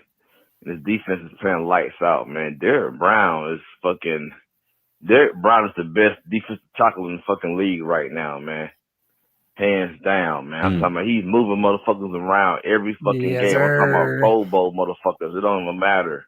He moving their ass around. I'm excited for this defense, man. But man, whenever you come in here, please hit the like button. Please subscribe to the great fucking content. Let me say this one more time. G-Baby, don't goddamn call him when we goddamn win. Call him when we lose, G-Baby. I hate motherfuckers like G-Baby, man. I'm a motherfucker we're a fan, Nah, I'm a fan. Lose or win or lose, I'm a fucking fan, But anyways, man, everybody have a great fucking week. Man, everybody keep fucking pounding, man. Keep pounding, brother. Hit subscribe to the great fucking content, the C3 Podcast. C-Dawg. Love C-Dawg, bro. We got 3 more calls. Let's do one more, and then we'll get back into Know Your Phone. We'll take a couple. Well, why don't we just power through them? Let's just do all 3 of them. Okay. All right, let's do it. A3 TV again. But real quick, man, let me say something to Canales. Man, we are not a throwing team. We have always run the ball and played great defense. As long as Canales does that, we can win some fucking games, man. We don't have a quarterback, for him to be out there throwing the ball around like that. He is a game manager. Let him manage the fucking game. Stop the run the ball. That's how you win fucking games in Carolina and Charlotte at the fucking bank. Even when we go away, when we got them these away games, run the ball. Stop the run. If we do that, then we could win a lot of fucking football games, man. But Bryce isn't the quarterback that go out here and be throwing the ball around. He's not a goddamn fucking gunslinger, Just use your fucking personnel, Goddamn, run the ball. Goddamn, let me get a play action on second down and short. They got Jimmy Horn or something. Like, what's up with the play action, man? Run man, the play calling just, I don't know what the fuck the play calling be sometimes, man. I don't know what the fuck Canales be doing, man. I call better fucking plays on fucking Madden. Oh, God. Like, man, run the fucking ball, man. Control the clock and win the game. We'll be just fine, But, man, whenever you come in here, please hit the like button. Please subscribe to the great fucking content. The C3 Podcast is the longest running Panthers podcast on YouTube. But it's C-Dawg 1983 TV. Everybody have a great fucking week and keep pounding. Keep pounding, Steve. Next call. Love the energy, bro. Yo, C3. What's good? It's JD. Hey, listening to the show, man. Y'all doing a great job. I just wanted to get y'all thoughts and opinions on just my 2 cents on the state of things right now. It seems like there's a clear division with Panther fan base, and it's bugging me because on one side, I feel like there are people who are sensible. Then on the other side, no sense whatsoever. And it like I said, it's not making any sense to me. You can be critical of a player. That's to be expected, especially if you're rooting for a team, cheering for a team. You may not think highly of the player, but considering that the player is on your team, why are you wanting the player to fail? The criticism of Bryce's performance through 5 weeks of football, it's fair to say that he needs to do a better job of taking care of the football. He needs to do a better job of targeting receivers down the field because he's had turnovers trying to go deep. He's been sacked and fumbled the ball. Those are fair criticisms. This is year 3 for the man. Yep. Are we not going to give our second-year head coach and our third-year quarterback a chance to get their shit together? We're winning games, right? 2 and 3 at this point in time, and the offense has not found a rhythm. You can't say that the offense has found a rhythm. They haven't played a complete game. We beat the Falcons, yes, but fluky Special in a way, teams, but defense. you had a dominant defensive showing, which took a lot of the pressure off the offense. You don't expect the defense to look like that week in and week out. So you have a really young offense with a really young coaching staff, at least being led by a fairly young head coach, and he's still trying to figure things out, as well as having players on the field that are still needing to figure things out. From watching Bryce over these last 5 weeks, his rhythm, his timing for the offense is not what it was down the stretch last year. Agreed. But I see a player that's a lot more confident in his abilities. Hence the fumbles and from what I'm seeing, he's holding on to the ball, trying to make plays happen when he should otherwise take the sack. I feel like this is something I've seen a lot of really good quarterbacks that are currently playing go through in year 2 and year 3. Baker Mayfield was one of them, where there was a conversation for a period of time about how often he was turning the ball over and specifically fumbling the ball when he was being sacked. I feel like these are things that Bryce can improve upon, yet. Call cut off there. 30 seconds for each of you. Yeah. I'll Tell go me quickly. Yeah, go ahead. No, GM. You're the GM of the Carolina Panthers. Explain to me, you signed the 5th-year option for Bryce Young. Tell me why. Dan Morgan gets on the podium. He has 30 seconds. You are Dan Morgan. You have why 30 we seconds. did sign his right 5th-year now. option? Yeah, no, right now. Tell me why you signed.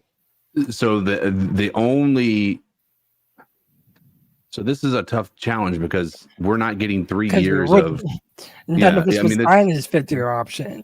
There's not really anything that you could point to say, hey, listen, We're gonna like, ask this this guy is the question guy. again in But 6 weeks, by the way. if your question were more hypothetical, because we were not going to sign the 5th-year option until the end of the league year, right? Like there's a deadline this year in the off season, so that means we've gotten through the entire 3rd year.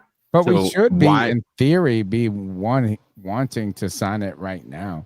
Well, we can't. I mean, like it's. No, I you wanna can't say it physically like this. do it, but nobody's going to pound the table right now and say, Right. I can't wait to so sign the. So tell me why you would. Like what?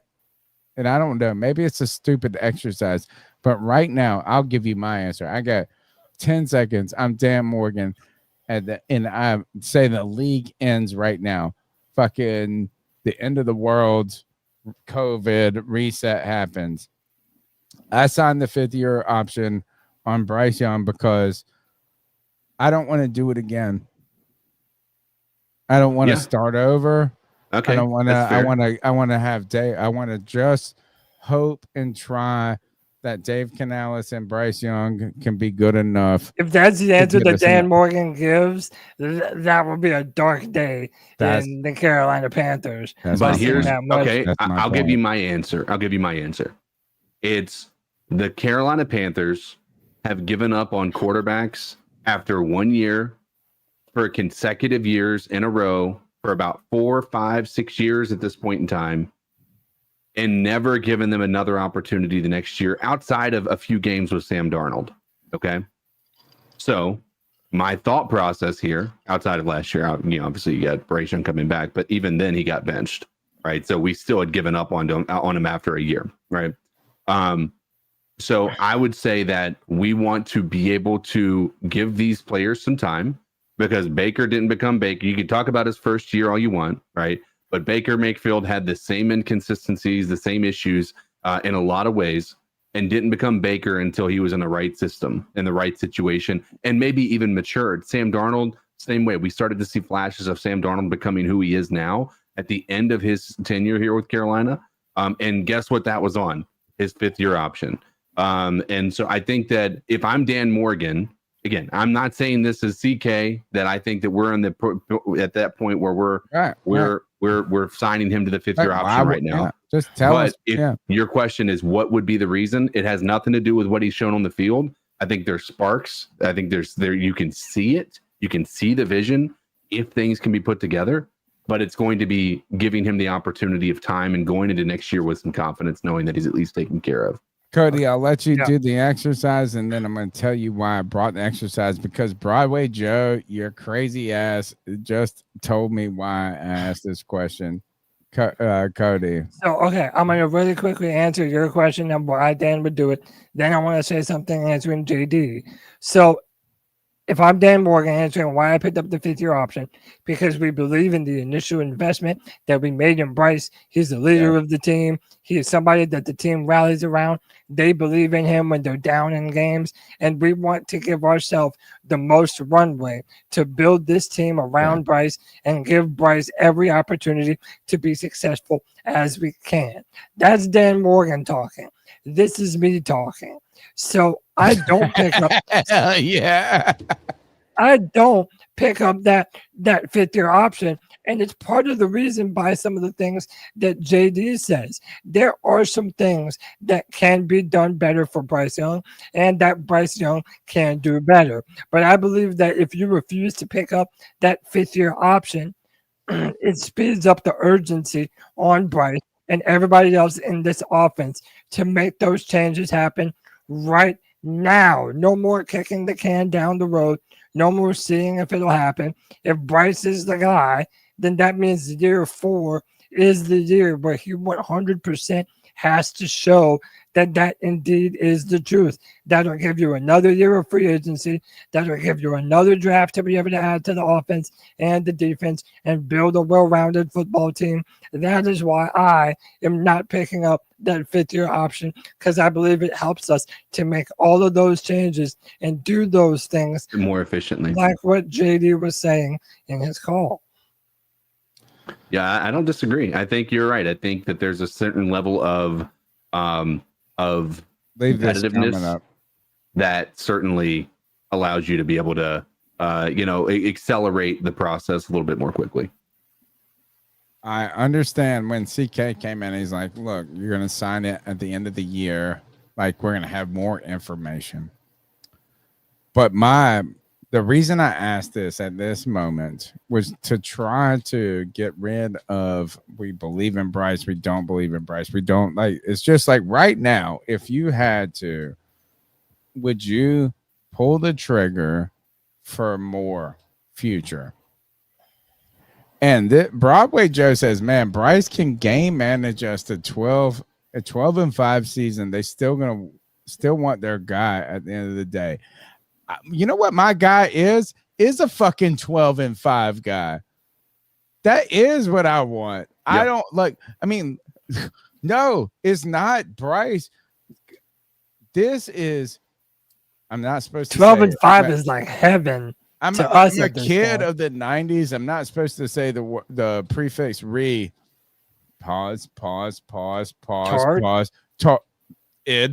I'll say it. Fucking retarded. I mean, that is retarded. Insane, because that is like, oh, I don't even know what that means. I'm sorry. Look, you are wishing And it's a thought. This is a thought experiment. The whole reason I believe that I'm trying to get rid of the belief or disbelief in Bryce. Mm-hmm. If you were, and I know it is, and CK brought this right to the forefront when I asked the question. It's like, look, we need more. We get the rest of the year before we have this. So if we get better evidence towards the end of the season, the question, the answer. But right now, nobody's like, oh, I wanted to extend Cam. Only the diehard fucking super Bryce. Or pick a different lovers. position. Bryce pick a sexual. different position. Like, it's like if a guy is doing their thing, you want to extend, or you want you're ready. We would be like, oh, give this person the 5th year option, no doubt. There is no consensus here. Let me flip the script here because I think it's worthy of acknowledging we're 5 games into this season, right? And to be fair, Bryce Young has had ultimately, in my opinion, 2 games where he has been absolutely horrific, right? 2.5 games. Okay. Now that's half of the season, to be fair. So let's just keep that in mind. At the end of last season, if we were forced to sign the 5th year option, do you sign it or do you not sign it? I would not have. Even at the end of last year, where you started to see him turn it up, and he was at the way he ended the season with that confidence. I would have to start thinking about what the 5th year truly means. Like, is it only lock it? Yeah, maybe because a 5th year only locks you in for 1 year. Yeah. That like for a year, like is we're gonna get you for a year.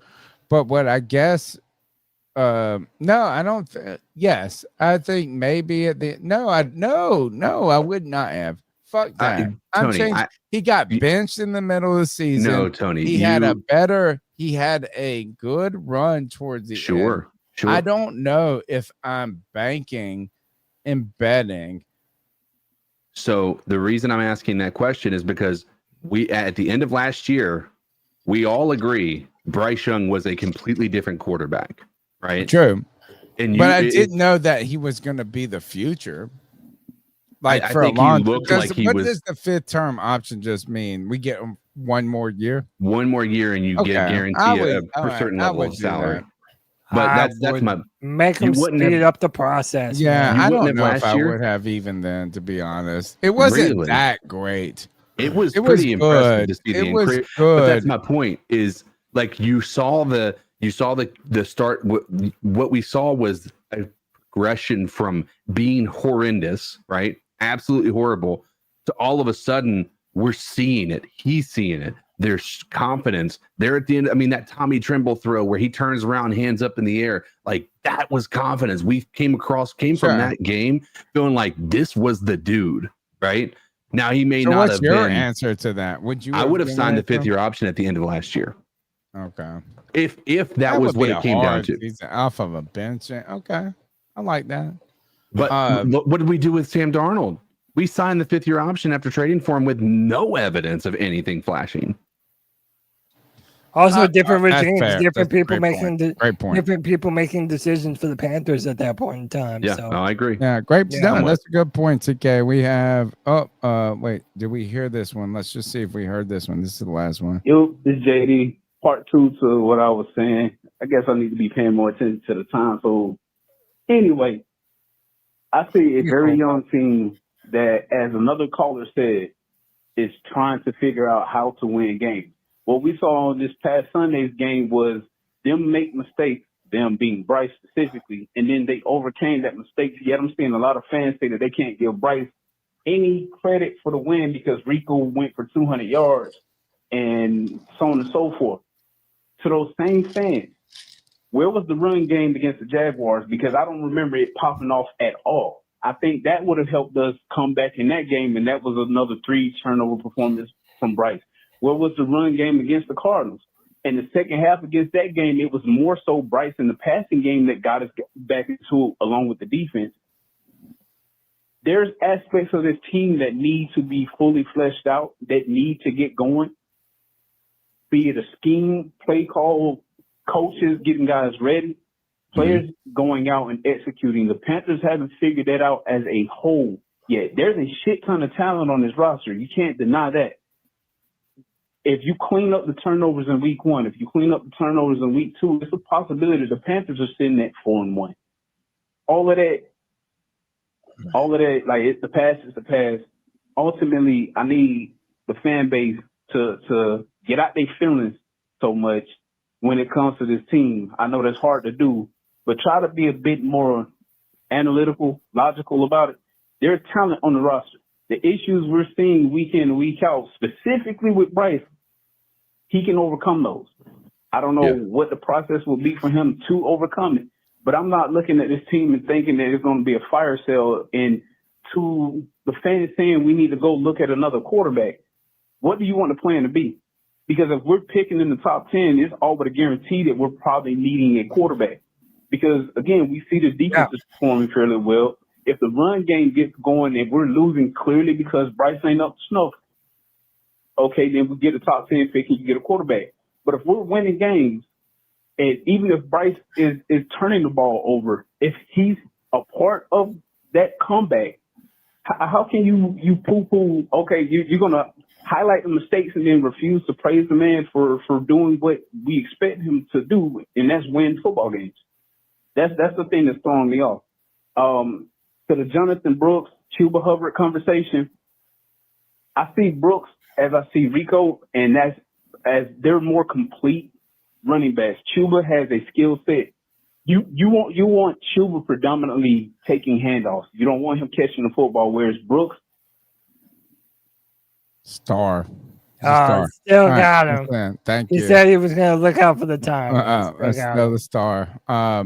The last call, that was the last call of the night. Let's finish up the podcast. We still have like 7 slides. Let's go. Let's go through them. Let's just run through them real quick. We don't have to spend a lot of time on them. Let's just hit them.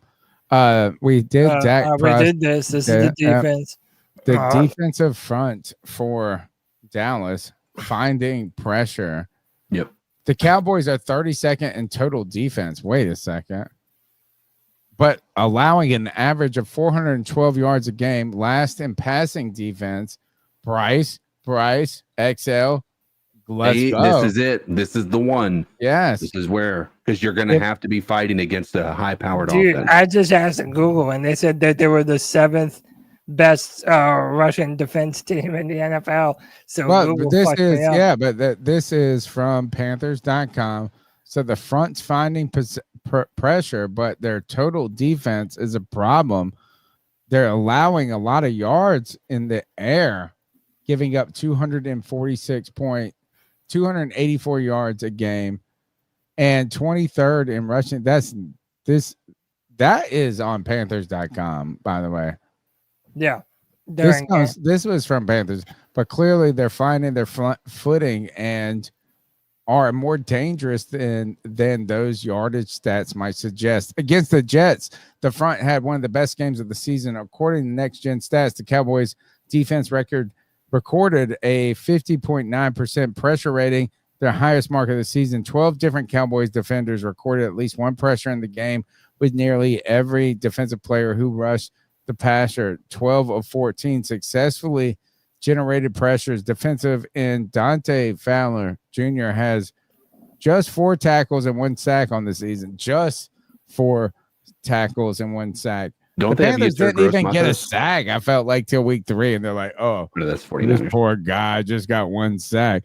But he is pushing the pocket to open up lanes. Against the Jets, he recorded 8 pressures on 26 pass rushes, tied for the second most in a game in his career, at least 20 since at least 2018. 6 of Fowler's pressures came under 2.5 seconds, tied for the most in a game since 2018. James Houston also recorded 5 pressures in the game, tied for the most in his career.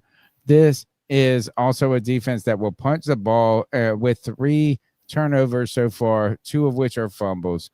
Cody, go to the next one. We'll just power through. You read this. So this is what I wanted to say. I put this in. Jerry Jones, $250,000 for obscene gesture toward fan during. He threw the bird at a fan. How many? How he got much did they- $250K fine for throwing the bird. Do we remember how much they fined David Tepper for I throwing think it was the like bird? 250. I think it was Not that 250. It was 200 at least. You know what? I'm gonna is I feel Jerry. I fuck with Jerry. Blowhole. It's like everybody needs a good glory hole. That was one of his quotes. They obscene. Let's keep going, Cody.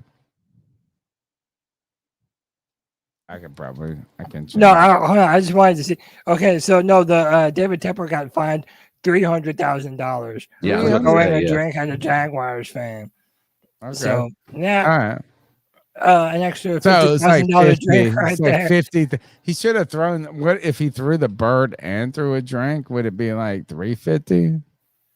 Yeah, I mean, it would probably been like 300. Yeah, maybe 400. Yeah, damn.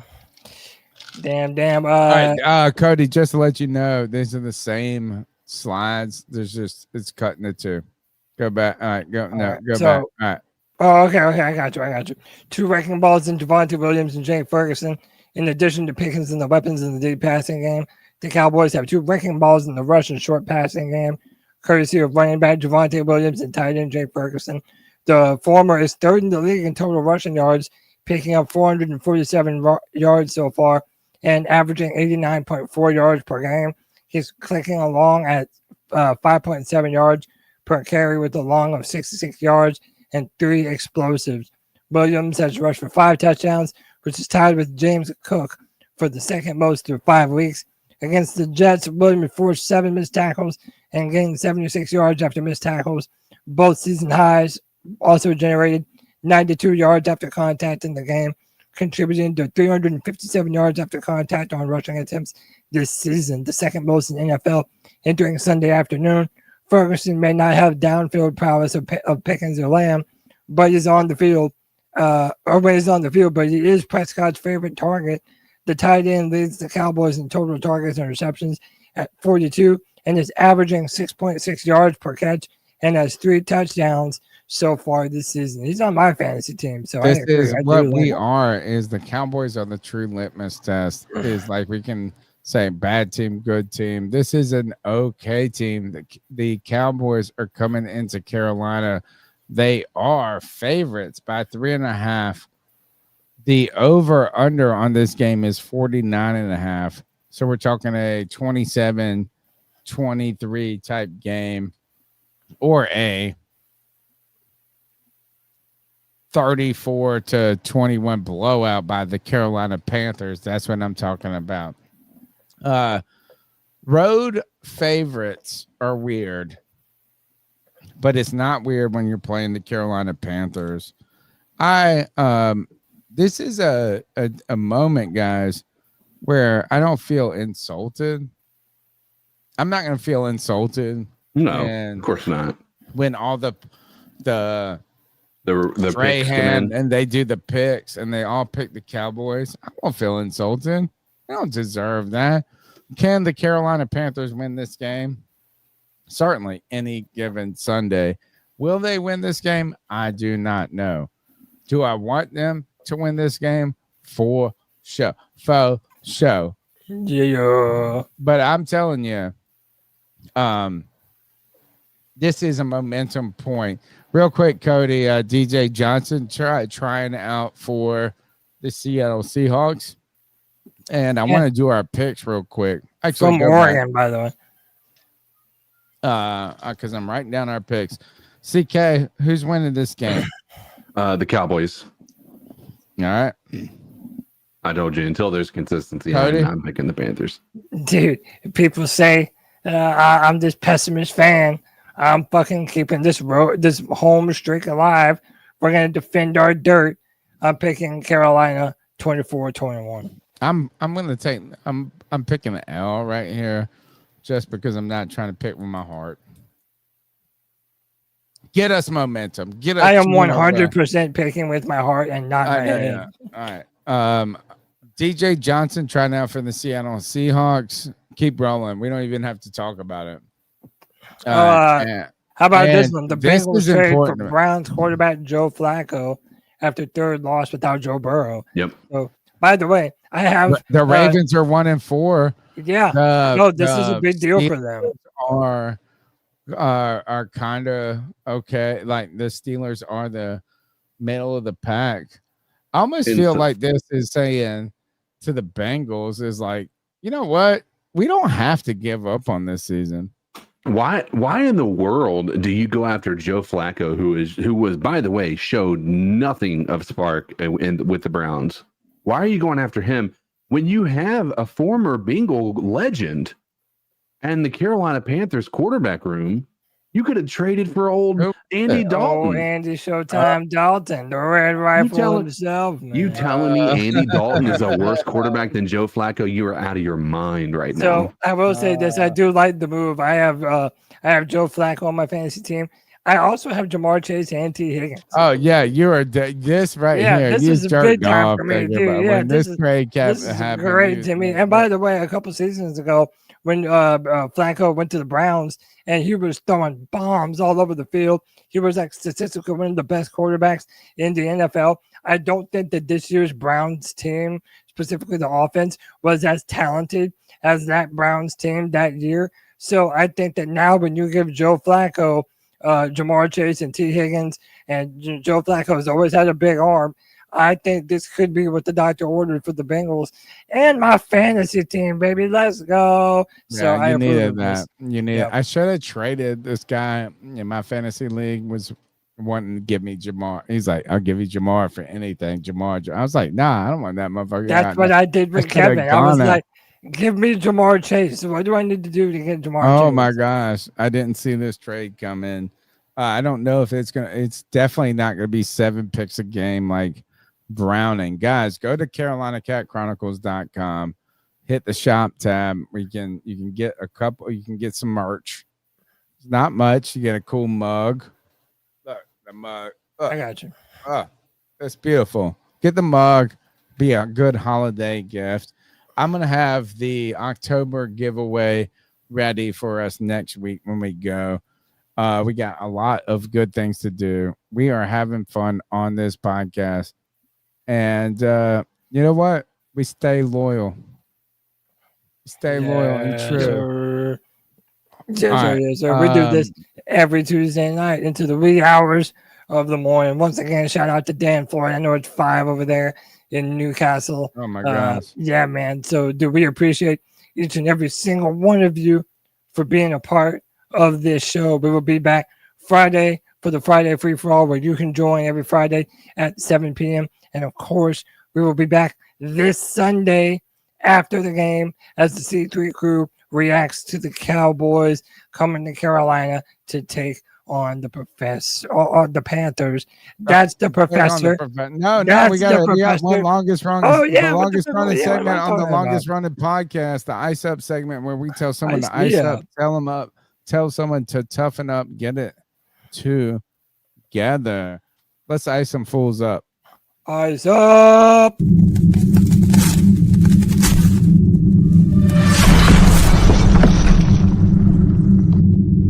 Ice up, son. Ice up.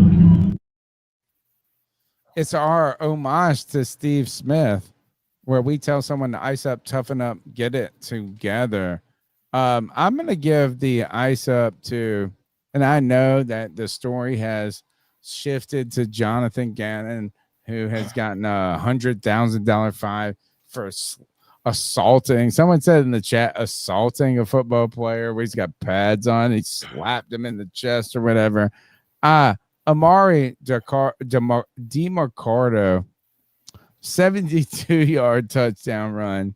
You won't make that fucking mistake twice. Guys, I mean, I don't know if it's a difference between college and the NFL, but fucking wait to celebrate until your ass is fucking in the back of the end zone. The Cardinals suffering some tough losses. How does that keep happening?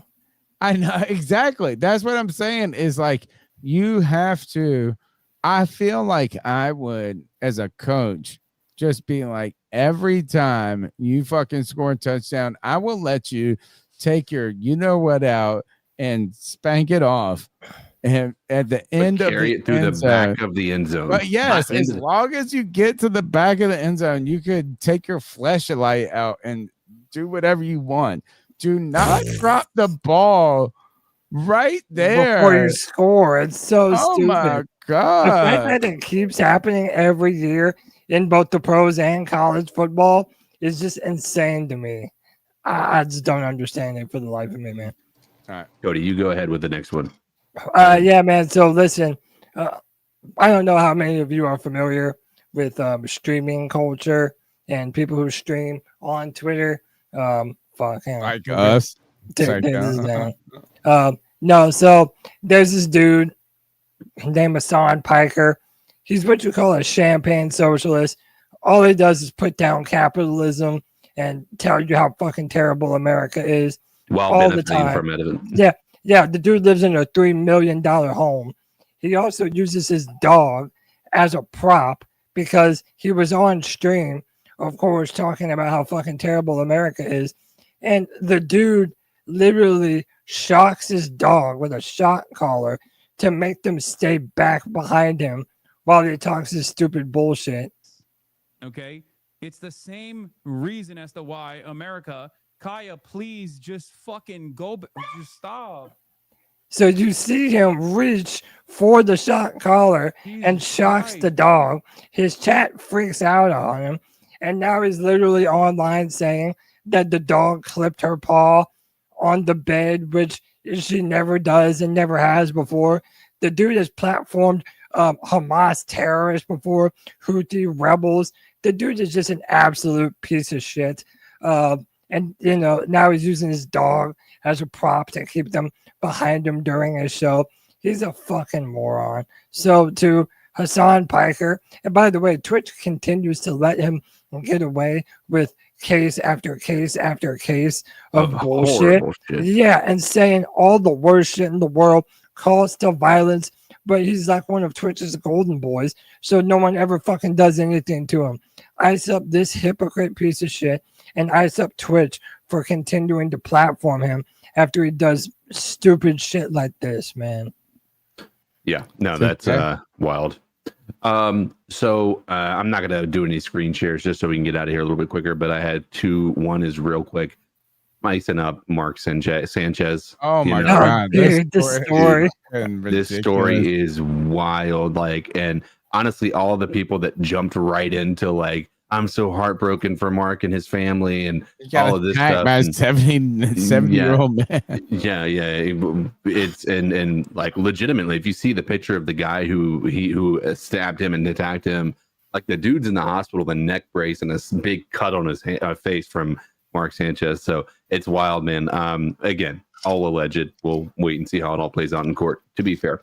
But that was one. But second one is obviously I'm on, with on X, you have, the algorithm. There was a video that was pushed out, and there was this one conservative influencer that's on X that pushed a video. And in the video, like the details, it said, this is unreal. This group of, African-American family was making this little 2-year-old boy cry because he was dancing to their music, and they were making him feel like he was a racist, right? Well, if you watch the video, this little kid, he was doing that as like a parody, like saying, listen, we think there's so much hate in the world. Here we are. Well, this group of African-American family was cheering this little white boy on as he was dancing to their music and all this stuff. It had nothing to do with the family, but they were like cheering this little kid on.